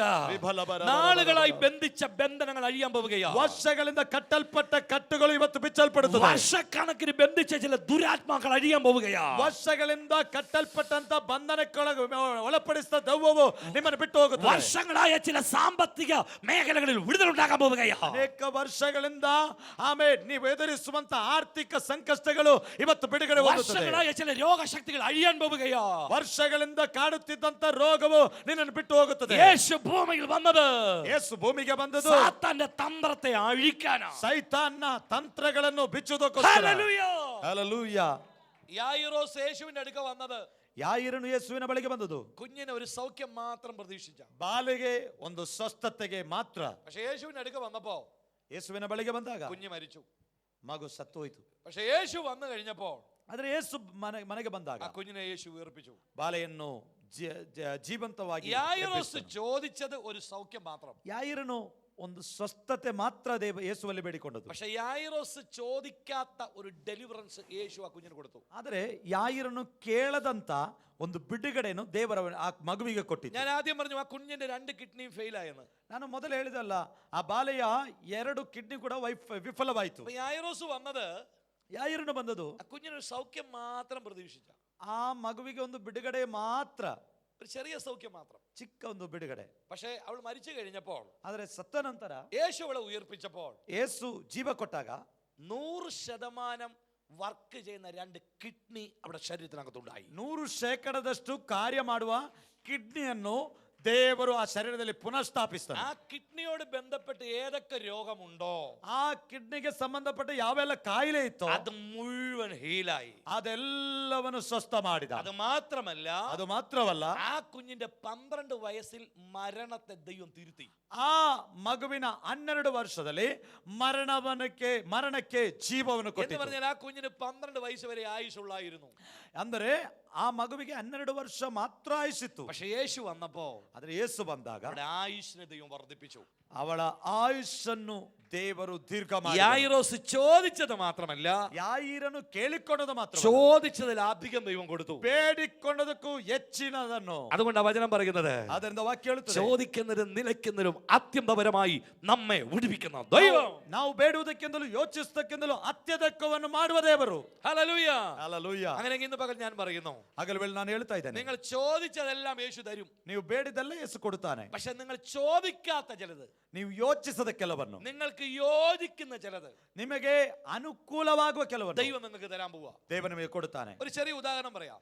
ಚಿಕ್ಕ ಒಂದು ಉದಾಹರಣೆ ಕೊಡುತ್ತೇನೆ. നിങ്ങളുടെ ഹസ്ബൻഡ് വിദേശത്താണെന്ന് കരുതുക, ജോലി ചെയ്യുന്നത്. ನಿಮ್ಮ ಗಂಡ ವಿದೇಶದಲ್ಲಿ ಕೆಲಸದಲ್ಲಿ ಇದ್ದಾನೆ ಎಂಬುದಾಗಿ ನೀವು ನೆನೆಸಿಕೊಳ್ಳಿ. അപ്പൊ അച്ചായന്മാരെല്ലാം ഗൾഫിലാ. ಯಜಮಾನರೆಲ್ಲ ಗಲ್ಫಲ್ಲಿ. നാട്ടിലിരിക്കുന്ന വൈഫ് ಊರಲ್ಲಿರುವಂತ ಹೆಂಡತಿ ഹസ്ബൻഡ് നാട്ടിലേക്ക് വരുമ്പോ ಗಂಡ ಊರಿಗೆ ಬರುವಾಗ ഒരു ലെറ്റർ എഴുതി ಒಂದು ಪತ್ರ ಬರೀತಾನೆ. അവര് ഈ ദേശത്ത് താമസിക്കുന്ന ഒരു സ്ത്രീയാണെന്ന് കരുതുക. ಈ ದೇಶದಲ್ಲಿ ಇರುವಂತ ಒಬ್ಬ ಸ್ತ್ರೀ ಎಂಬುದಾಗಿ ನೆನೆಸಿಕೊಳ್ಳಿ. അപ്പൊ അവർക്ക് ഒരു ആഗ്രഹം, ഒരു ചെറിയ മൊബൈൽ അവർക്ക് വേണം. ಅವಳಿಗೊಂದು ಆಸೆ, ಒಂದು ಚಿಕ್ಕ ಮೊಬೈಲ್ ആ ಬೇಕೆಂಬುದಾಗಿ. മൊബൈൽ തൊട്ടടുത്തുള്ള സ്ത്രീയുടെ ഇരിക്കുന്ന ചെറിയ നോക്കിയുടെ ഫോൺ കണ്ടിട്ട് അവള് വിചാരിച്ചേ, ಆ ಹತ್ತಿರದ ಒಂದು ಸ್ತ್ರೀಯ ಕೈಯಲ್ಲಿದ್ದಂತ ನೋಕಿಯ ಮೊಬೈಲ್ ಅನ್ನು ಕಂಡು ಅವಳು ಕೂಡ ಬಯಸಿದಳು. അവിടെ ലെവലിൽ നിന്നുകൊണ്ട് അവൾ ഒരു മൊബൈൽ ഹസ്ബൻഡിന് എഴുതി. ಅವಳ ಆ ಸಾಮರ್ಥ್ಯಕ್ಕೆ ಅನುಗುಣವಾಗಿ ಹಸ್ಬೆಂಡಿಗೆ ಒಂದು ಪತ್ರ ಬರೀತಾಳೆ. ഹസ്ബൻഡിന് ലെറ്റർ കിട്ടിയപ്പോ ചിരി വന്നു. ಹಸ್ಬೆಂಡಿಗೆ ಈ ಪತ್ರ ಓದಿದಾಗ ನಗು ಬಂತು. അവളൊരു ചെറിയ മൊബൈൽ ചോദിച്ചല്ലോ, ಒಂದು ಚಿಕ್ಕ ಮೊಬೈಲ್ അത് ಕೇಳಿದಾಳಲ್ಲ, വാങ്ങിക്കാൻ തീരുമാനിച്ചു. ಅದು ಖರೀದಿಸೋದಕ್ಕೆ ತೀರ್ಮಾನ ಮಾಡಿ. വൈഫിന്റെ ലെവല് ഇവിടെയുള്ള സാധാരണ കടയും ചെറിയ ഒരു ഗ്രാമവും. ಹೆಂಡತಿಯ ಸಾಮರ್ಥ್ಯ ಮತ್ತು ಯೋಚನೆ ಇಲ್ಲಿರುವಂತ ಸಾಧಾರಣ ಮೊಬೈಲ್, ಸಾಧಾರಣ ಒಂದು ಗ್ರಾಮ. പക്ഷെ ഹസ്ബൻഡ് ജോലി ചെയ്യുന്നത്, ಆದರೆ ಆ ಗಂಡ ಕೆಲಸ ಮಾಡುವುದು കുവൈറ്റിലാണ്. ತಾನು ಕುವೈಟಲ್ಲಿ. അദ്ദേഹം ഷോപ്പിങ്ങിന് പോകുന്നത്, ಆತನು ವ್ಯಾಪಾರ ಖರೀದಿಸಲು വലിയ ലുലു മാളിലാണ്. ಅಲ್ಲಿ ಒಂದು ಲುಲು ವ್ಯಾಪಾರ അദ്ദേഹം അറബിയുടെ ഒരു വലിയ വിശ്വസ്തനായ ഉദ്യോഗസ്ഥനാണെന്ന് കരുതുക. ಆತನು ಅರಬಿಯ ಒಬ್ಬ ಒಳ್ಳೆಯ ನಂಬಿಗಸ್ತ ಸೇವಕ ಎಂಬುದಾಗಿ ನೆನೆಸಿಕೊಳ್ಳಿ. ഞാൻ നാട്ടിൽ പോകാൻ നേരത്ത് അറബിയോട് പറഞ്ഞു, ಆ ಊರಿಗೆ ಹೋಗುವಾಗ ಅರಬಿಗೆ ಹೇಳ್ತಾ ಇದ್ದಾನೆ, എന്റെ വൈഫിന് ഒരു മൊബൈൽ വാങ്ങണം. ನನ್ನ ವೈಫಿಗೆ ಒಂದು ಮೊಬೈಲ್ ಖರೀದಿಸಬೇಕು. അറബി തന്നെ കാറെ കയറ്റി ലുലു മാളിൽ ചെന്നു. ಅರಬಿಯು ತನ್ನ ಕಾರಿನಲ್ಲಿ ಹತ್ತಿಸಿ ಲುಲು ವ್ಯಾಪಾರಸ್ಥ ಮಳಿಗೆ ಹೋಗ್ತಾ ಇದ್ದಾನೆ. അറബി ധനവാനാകൊണ്ട് ಅರಬಿಯು ಐಶ್ವರ್ಯವಂತನಾದ ಕಾರಣ അവന്റെ ലെവലിലുള്ള ഷോപ്പിൽ അവൻ പോയത്. ಆತನ ಸಾಮರ್ಥ್ಯಕ್ಕೆ ಅನುಗುಣವಾದ ವ್ಯಾಪಾರ ಮಳಿಗೆ ಹೋಗುತ್ತಾನೆ. അവിടെ കണ്ട മൊബൈൽ എല്ലാം ആപ്പിളിന്റെയും വലിയ ഐഫോണുകൾ തന്നെയാണ്. ಅಲ್ಲಿರುವಂತ ಮೊಬೈಲ್ ಎಲ್ಲ ಆಪಲ್ ಮತ್ತು ಐಫೋನ್ಗಳು. അതൊക്കെ ലക്ഷക്കണക്കിന് വരെയുള്ള മൊബൈൽ. ಅದಕ್ಕೆಲ್ಲ ಲಕ್ಷಗಟ್ಟಲೆ ಬೆಲೆ ಬಾಳುವ. വൈഫ് ചോദിച്ചത് ഒരു നോക്കിയുടെ ഫോണാണ്. ಹೆಂಡತಿ ಕೇಳಿದು ಚಿಕ್ಕ ಒಂದು ನೋಕಿಯ ಮೊಬೈಲ್. 1000 ഡ്രസ്സിന്റെ ഫോണാ. ಅದಕ್ಕೆ ಒಂದು ₹1000 ಇರಬಹುದು. ഹസ്ബൻഡിന്റെ ലെവല് അറബിയുടെ ഒപ്പമാകൊണ്ട്, ಆದರೆ ಗಂಡನ ಸಾಮರ್ಥ್ಯ ಅರಬಿಯ ಆ ಒಂದು ಸಾಮರ್ಥ್ಯಕ್ಕೆ ಅನುಗುಣವಾದ ಕಾರಣ അറബി ഒരു ഐഫോൺ വാങ്ങിക്കൊടുത്തു. ಅರಬಿ ಒಂದು ಐಫೋನ್ ಫೋನ್ ಅನ್ನು ಖರೀದಿ അത് ಮಾಡಿದನು. പാക്ക് ചെയ്തുകൊണ്ടിരുന്നപ്പോ ಅದು ಪ್ಯಾಕ್ ಮಾಡ್ತಾ ಇರುವಾಗ താനെ നാട്ടിലേക്ക് വരികയല്ലേ, ತಾನು ಊರಿಗೆ ಬರ್ತಾ ಇದ್ದಾನಲ್ಲ, തന്റെ വൈഫിന് ഒരു ഗിഫ്റ്റ് വാങ്ങാന്ന് കരുതി. ತನ್ನ ಹೆಂಡತಿಗೆ ಒಂದು ಉತ್ತಮ ಬಹುಮಾನ വൈഫ് ಖರೀದಿಸುವ. അറിയാതെ ഒരു സ്പെഷ്യൽ ഗിഫ്റ്റ്. ವೈಫಿಗೆ ತಿಳಿಯದೆ ಒಂದು ಉತ್ತಮವಾದ ಬಹುಮಾನ. താൻ എന്ത് ചെയ്യുന്ന അറിയാമോ? ತಾನೇನ್ ಮಾಡ್ತಾನೆ ಗೊತ್ತಾ? തന്റെ വൈഫ് അറിയാതെ ತನ್ನ ಹೆಂಡತಿಗೆ ತಿಳಿಯದೆ ബെസ്റ്റ് ആയിട്ടൊരു ഗിഫ്റ്റ്, ಒಂದು ಉತ್ತಮವಾದ ಬಹುಮಾನ, ഏറ്റവും വില കൂടിയത് ಆಮೇಲೆ ಹೆಚ್ಚು ಬೆಲೆ ಬಾಳುವ പൊതിഞ്ഞ് പെട്ടിക്കകത്ത് വെച്ചു. ಅದನ್ನು ಆಮೇಲೆ ಪ್ಯಾಕ್ ಮಾಡಿ ಪೆಟ್ಟಿಗೆಯಲ್ಲಿ വൈഫ് ಇಡ್ತಾನೆ. ചോദിച്ച നോക്കിയുടെ ഫോണാണ്. ವೈಫ್ ಕೇಳಿದು ಚಿಕ್ಕ ನೋಕಿಯ ಮೊಬೈಲ್, പക്ഷെ അവർക്ക് കിട്ടാൻ പോകുന്നത് ഐഫോൺ ആണ്. ಆದರೆ ಸಿಗಲಿಕ್ಕಿರುವುದು ಐಫೋನ್. അവള് ചോദിച്ചത് നോക്കിയാണ്. ಕೇಳಿದು ನೋಕಿಯ. പക്ഷെ ഭർത്താവിന് തന്നോട് സ്നേഹമാകൊണ്ട് ಗಂಡನಿಗೆ ತನ್ನ ಮೇಲೆ ಪ್ರೀತಿ ഒരു ಇದ್ದ സ്പെഷ്യൽ ഗിഫ്റ്റും അതിന്റെ കൂട്ടത്തിൽ വെച്ചിട്ടുണ്ട്. ಒಂದು ಪ್ರತ್ಯೇಕವಾದ ಬಹುಮಾನ ಅದರ ಜೊತೆಗಿದೆ. ഇത് രണ്ടുമായിട്ടാണ് താൻ വീട്ടിൽ വന്നത്. ಇದೆರಡರೊಂದಿಗೆ ಆತನು ಊರಿಗೆ ಬರ್ತಾನೆ. വീട്ടിൽ വന്നപ്പോൾ വൈഫിനോട് പറഞ്ഞ് കണ്ണടയ്ക്കാൻ പറഞ്ഞു. ಊರಿಗೆ ಬಂದ ಹೆಂಡತಿ ಹೇಳ್ತಾ ಇದ್ದಾನೆ, ಕಣ್ಣು ಮುಚ್ಚಿಕೋ. സ്നേഹമുള്ള ഭർത്താവാണെങ്കിൽ, ಪ್ರೀತಿ ಇರುವ ಗಂಡನಾದರೆ ഭാര്യ അറിയാതെ ഒരു സ്പെഷ്യൽ ഗിഫ്റ്റ് കൊണ്ടുവന്നിട്ടുണ്ട്. ಹೆಂಡತಿ ತಿಳಿಯದೆ ಒಂದು ಪ್ರತ್ಯೇಕ ಬಹುಮಾನವನ್ನು ಕೂಡ ತಂದಿದೆ. കണ്ണു തുറക്കാൻ പറഞ്ഞു. ಕಣ್ಣು ತೆರಿ ಎಂಬುದಾಗಿ ಹೇಳಿದ್ರು. അങ്ങോട്ട് കൊടുത്ത ഒരു ഫോൺ, ಆಕೆ ಅಲ್ಲಿ ಕೊಟ್ಟ ಆ ಫೋನ್ ಅನ್ನು ಕೊಟ್ಟು, അതൊരു ഐഫോൺ ആയിരുന്നു. ಅದೊಂದು ಐಫೋನ್ ಆಗಿದೆ. നോക്കിയ ചോദിച്ച വൈഫ് ഐഫോൺ കണ്ടപ്പോ ഞെട്ടി. ನೋಕಿಯ ಕೇಳಿದಂತ ಈ ಹೆಂಡತಿ ಐಫೋನ್ ನೋಡಿದಾಗ ಅಚ್ಚರಿಗೊಂಡಳು. അപ്പോ ഭർത്താവ് പറഞ്ഞു, ಆಗ ಈಗ ಗಂಡನ ಹೇಳಿದನು, നീ ഒന്നും കൂടെ കണ്ണടയ്ക്കാൻ പറഞ്ഞു. ನೀನು ಇನ್ನೊಂದು ಆವರ್ತಿ ಕಣ್ಣು അവൾ ಮುಚ್ಚು. വീണ്ടും കണ്ണടച്ചു. ಮತ್ತೆ ಕೂಡ ಕಣ್ಣು ಮುಚ್ಚಿದ. അവൾ ചോദിക്കാത്ത ഒരു ഗിഫ്റ്റ് അവിടെ കയ്യിലോട്ട് കൊടുത്തു. ಅವಳು ಕೇಳದಂತ ಒಂದು ಬಹುಮಾನ ಅವಳ ಕೈಗೆ അവൾ ಕೊಟ್ಲು. സ്വപ്നം പോലും കാണാത്ത ഒരു ഗിഫ്റ്റ് ആയിരുന്നു കൊടുത്തത്. ಕನಸು ಕಾಣದ ಒಂದು ಬಹುಮಾನ ಗಂಡನು ಆಕೆ ಕೊಡ್ತಾನೆ. നമ്മുടെയൊക്കെ വീട്ടിലെ സ്നേഹമുള്ള ഭർത്താക്കന്മാര് ഭാര്യമാർക്ക് ഇങ്ങനെ ചെയ്യുമെങ്കിൽ, ನಮ್ಮ ಮನೆಗಳಲ್ಲಿರುವಂತ ಪ್ರೀತಿಯ ಗಂಡನು ತನ್ನ ಹೆಂಡತಿಗೆ ಒಳ್ಳೆಯದನ್ನು ಮಾಡುವುದಾದರೆ, നമുക്ക് ഒരു ഭർത്താവ് സ്വർഗത്തിലുണ്ട്. ನಮಗೊಂದು ಮದಲಿಂಗನು ಪರಲೋಕದಲ್ಲಿದ್ದಾನೆ. പൗലോസ് പറഞ്ഞു, അവൻ നമ്മളെ വിവാഹ നിശ്ചയം കഴിപ്പിച്ചിരിക്കുന്ന കന്യകയാ. ಆಮೇಲೆ ಪೌಲನು ಹೇಳ್ತಾ ಇದ್ದಾನೆ, ಶುದ್ಧ ಕನ್ನಿಕೆಯೋ ಎಂಬಂತೆ ಆತನೊಂದಿಗೆ ನಮ್ಮ ವಿವಾಹ ನಿಶ್ಚಿತಾರ್ಥವಾಗಿದ್ದು. കന്യക ചോദിച്ച ഗിഫ്റ്റ് അവന്റെ കയ്യിലുണ്ട്. ಆಮೇಲೆ ಕನ್ನಿಕೆಯು ಕೇಳಿದಂತ ಗಿಫ್ಟ್ ಆಮೇಲೆ ಮದಲಿಂಗನ ಕೈಯಲ್ಲಿದೆ. നീ ഞാനുമാണ് കന്യക. ನಾನು ನೀವುಗಳು ಆ ಕನ್ನಿಕೆಗಳಾಗಿದ್ದೇವೆ. ചോദിച്ചത് ഒരു ചെറിയ വീടാ. ನಾವು ಕೇಳಿದು ಒಂದು ಸಣ್ಣ ಮನೆ, എനിക്കൊരു ചെറിയ വീട്, ಒಂದು ಸಣ್ಣ ಗಾತ್ರದ ಮನೆ. നമ്മുടെ ലെവലിൽ നിന്നാ ചോദിച്ചേ. ನಾವು ನಮ್ಮ ಸಾಮರ್ಥ್ಯಕ್ಕೆ ಅನುಗುಣವಾಗಿ ಕೇಳುತ್ತೇವೆ. ജോലിയുടെ സാലറി നിന്നാ ചോദിച്ചേ. ನಮ್ಮ ಕೆಲಸ ವರಮಾನದಿಂದ ನಾವು ಕೇಳಿದೆವು. പക്ഷെ എന്റെ ഭർത്താവ് ಆದರೆ ನನ್ನ അവൻ ಗಂಡ ഉന്നതനാകൊണ്ട് ಆತನು ಉನ್ನತನಾಗಿರುವುದು. അവന്റെ ലെവലിൽ അവൻ നിനക്ക് തരാൻ പോണേ. ಆತನ ಸಾಮರ್ಥ್ಯಕ್ಕೆ ಅನುಗುಣವಾಗಿ വിശ്വസിക്കുന്നവർ എത്ര പേരുണ്ട്? ಎಷ್ಟು ಮಂದಿ ನಂಬುತ್ತೀರಾ? നീ ചോദിച്ച ഗിഫ്റ്റ് അവന്റെ കയ്യിലുണ്ട്. ನೀನು ಕೇಳಿದ ಬಹುಮಾನ ಅವನ ಕೈಯಲ್ಲಿ ಇದೆ. പക്ഷെ ഇന്ന് പകൽ ഞാൻ പറയുന്നു, ಆದರೆ ಇವತ್ತು ನಾನು നീ ಹೇಳ್ತೇನೆ, ചോദിക്കാത്തത് എന്തോ ഒന്ന്, ನೀನು ಯೋಚಿಸದ ಯಾವುದೋ ಒಂದು, നീ സ്വപ്നത്തിൽ പോലും കാണാത്ത എന്തോ ഒന്ന്, ಕನಸಿನಲ್ಲಿ ಕೂಡ ನೋಡದ ഒരു സ്പെഷ്യൽ ഗിഫ്റ്റ് ಒಂದು ಪ್ರತ್ಯೇಕ ಬಹುಮಾನ അവൻ നിനക്കായിട്ട് ഒരുക്കി വെച്ചിട്ടുണ്ട്. ಆತನು ನಿನಗೋಸ್ಕರ ಸಿದ್ಧಪಡಿಸಿದ್ದಾನೆ. നമ്മുടെ നാഥൻ നമുക്ക് ഒരുക്കി വെച്ചിട്ടുണ്ട്. ನಮ್ಮ ಮಾತಲಿಂಗರು ನಮಗೋಸ್ಕರ ಸಿದ್ಧ ഞാൻ ಮಾಡಿದ್ದಾನೆ. ചോദിച്ചതല്ല, ನಾನು ಕೇಳಿದಲ್ಲ, ഞാൻ ചോദിച്ചതിലും നിനച്ചതിലും അത്യന്തപരമായി, ನಾನು ಬೇಡುವುದಕ್ಕಿಂತಲೂ ಯೋಚಿಸುವುದಕ್ಕಿಂತಲೂ ಅತ್ಯಧಿಕವಾದದ್ದು, ഏറ്റവും ഉന്നതമായ ഒന്ന്, ಅತ್ಯಂತ ಶ್ರೇಷ್ಠವಾದನು ഒന്ന് നിനക്ക് വേണ്ടി അവൻ വെച്ചിട്ടുണ്ട്. ಒಂದು ನಿನಗೋಸ್ಕರ യായിറോസ് ചോദിച്ചത് കുഞ്ഞിന്റെ സൗഖ്യം മാത്രമാ. ಯಾಯಿರನು ತನ್ನ ಬಾಲೆಗೆ ಸ್ವಸ್ಥತೆ ಮಾತ್ರ. യായിറോസിന്റെ കുഞ്ഞിന് കിഡ്നിയും കിട്ടി, ಯಾಯಿರನ ಮಗಳಿಗೆ ಕಿಡ್ನಿ ಕೂಡ ಸಿಕ್ಕಿತು. അവക്ക് ആയുസ്സും കിട്ടി, ಅವಳಿಗೆ ಆಯುಸ್ಸು ದೊರೆಯಿತು. അവിടെ മേൽ ദൈവത്തിന്റെ അഭിഷേകവും വെളിപ്പെട്ടു. ಅವಳ ಮೇಲೆ ದೇವರ ಅಭಿಷೇಕವು ಪ್ರಕಟವಾಯಿತು. അങ്ങനെ ഇന്ന് പകൽ വിളിച്ചു പറയാം, ಹಾಗಾದ್ರೆ ಇವತ್ತು ಹೇಳ್ತಾ ആ ಇದ್ದಾರೆ, യേശുവിനെ കാത്തിരിക്കും. ಯಾರೆಲ್ಲ ಯೇಸುವಿಗೋಸ್ಕರ നീ ಕಾದಿರುತ್ತಾರೆ, ചോദിച്ച സകല വിഷയത്തിന് മറുപടി അവന്റെ കയ്യിലുണ്ട്. ನೀನು ಕೇಳಿದ ಎಲ್ಲಾ ಸಂಗತಿಗಳಿಗೆ ಆತನಲ್ಲಿ ಉತ್ತರವಿದೆ. നീ ചോദിക്കാത്ത ഏതോ ഒരു ഗിഫ്റ്റ് അവൻ നിനക്ക് വേണ്ടി ഒരുക്കിയിട്ടുണ്ട്. ಕೇಳದ ಯಾವುದೋ ಒಂದು ಬಹುಮಾನ ಆತನ ಕೈಯಲ್ಲಿದೆ. നാളുകളായി അവകാശം പറയുന്ന ചില കെട്ടുകൾ ഇന്ന് പകൽ അഴിയും. ಅನೇಕ ದಿನಗಳಿಂದ ನಿನ್ನನ್ನು ಸ್ವಾಸ್ಥ್ಯವಾಗಿ ಕೇಳಿಕೊಳ್ಳುವಂತ ಆ ಕಟ್ಟುಗಳು ಬಿಚ್ಚುತ್ತಾ നിന്റെ ಇದೆ. നന്മയെ കെട്ടിയിട്ടിരിക്കുന്ന ഒരു കെട്ട് ഇന്ന് പകൽ അഴിയും. ನಿನ್ನ ಒಳಿತನ್ನು ಬಂಧಿಸಿರುವಂತ ಆ ಬಂಧನ ಮುರಿಯಲ್ಪಡುತ್ತದೆ. അത് ഇന്ന് പകൽ അഴിഞ്ഞാൽ ಅದು ಇವತ್ತು ಬಿಚ್ಚಲ್ಪಟ್ಟರೆ നിന്റെ വിടുതൽ നിന്റെ മേൽ വെളിപ്പെടും. ನಿನ್ನ ಆತನ ಬಿಡುಗಡೆ ನಿನ್ನ ಮೇಲೆ വിശ്വസിക്കുന്നവർ ಪ್ರಕಟವಾಗುತ್ತದೆ. കരമുയർത്തി സ്തോത്രം പറഞ്ഞേ. ನಂಬುವವರು ಕರ ಮೇಲಕ್ಕೆತ್ತಿ ഹല്ലേലൂയ.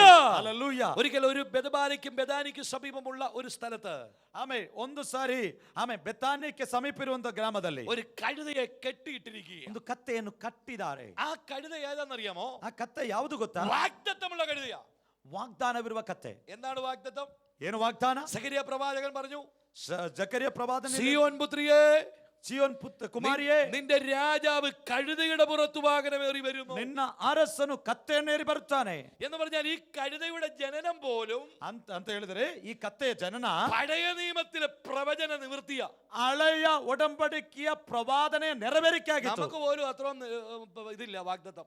ನಮಗೆ ಕೂಡ ಅಷ್ಟೊಂದು ವಾಗ್ದಾನಗಳು നമ്മളെ പറ്റിയൊന്നും പഴയ നിയമത്തിൽ പറഞ്ഞിട്ടില്ല. ನಮ್ಮ ಕುರಿತಾಗಿ ಹಳೆಯ ಒಡಂಬಡಿಕೆಯಲ್ಲಿ ಬರೆದಿಲ್ಲ. ഭാഷയുടെ പേര് പഴയ നിയമത്തിൽ പറഞ്ഞിട്ടുണ്ടോ? ನನ್ನ ಸೇವಕರ ಹೆಸರು ಹಳೆಯ ಒಡಂಬಡಿಕೆಯಲ್ಲಿ പറഞ്ഞിട്ടില്ല.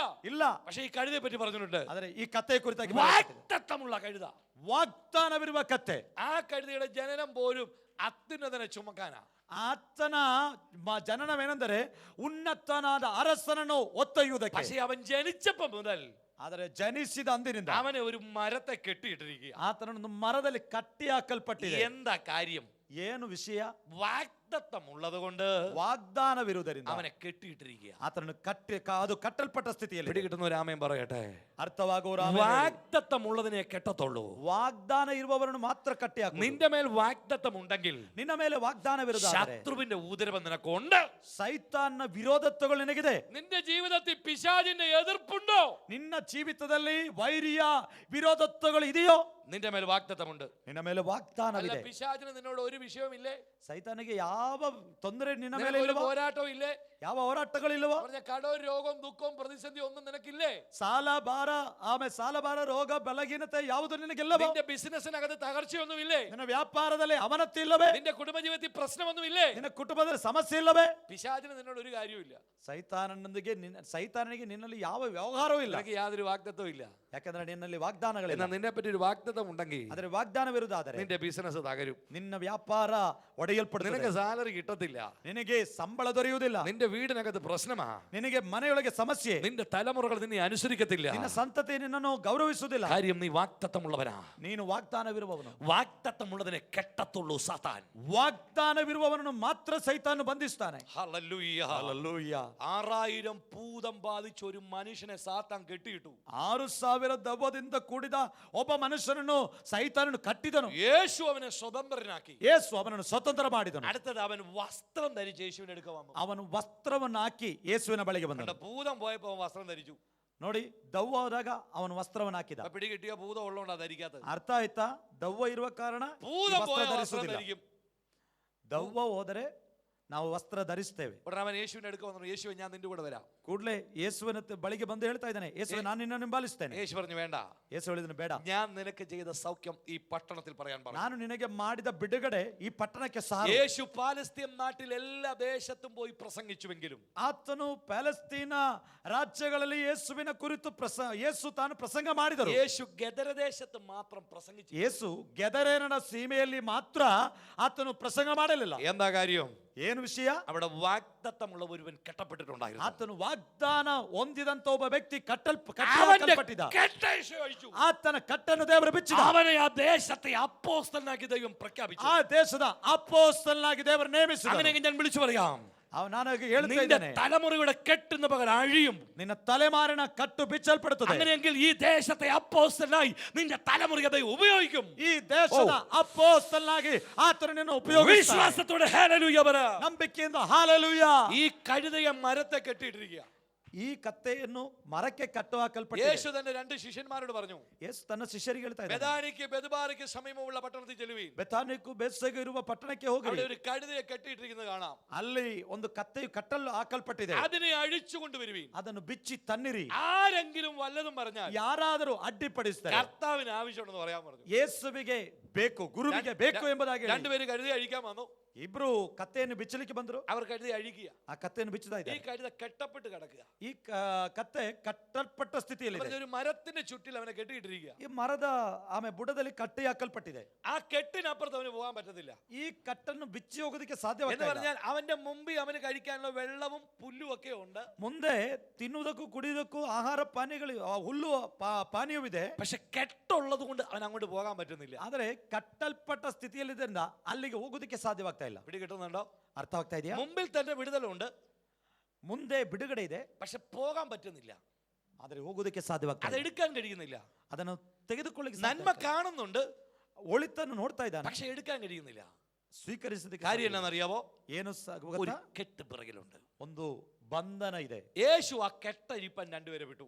ಆ ಬಂಧನವನ್ನು ಬಿಚ್ಚುವುದಕ್ಕೋಸ್ಕರ ಇಬ್ಬರನ್ನು ಕಳುಹಿಸ್ತಾರೆ. അവർ കെട്ടഴിച്ചോണ്ടിരിക്കുമ്പോ ಯೇಸು ಅವರು ಬಂಧನವನ್ನು ಬಿಚ್ಚುವ ആ കഴുതയെ കെട്ടിയിട്ടിരിക്കുന്ന വ്യക്തി വന്നിട്ട് ചോദിച്ചു, ಆ ಕತ್ತೆಯನ್ನು ಕಟ್ಟಿದಂತ ವ್ಯಕ್ತಿ ಬಂದು ಕೇಳ್ತಾ ಇದ್ದಾನೆ, എന്തിനാ കഴുത അഴിക്കുന്നത്? ಯಾಕೆ ಈ ಕತ್ತೆಯನ್ನು ಬಿಚ್ಚು? യേശു ഒരു വാക്ക് പറഞ്ഞു വിട്ടു.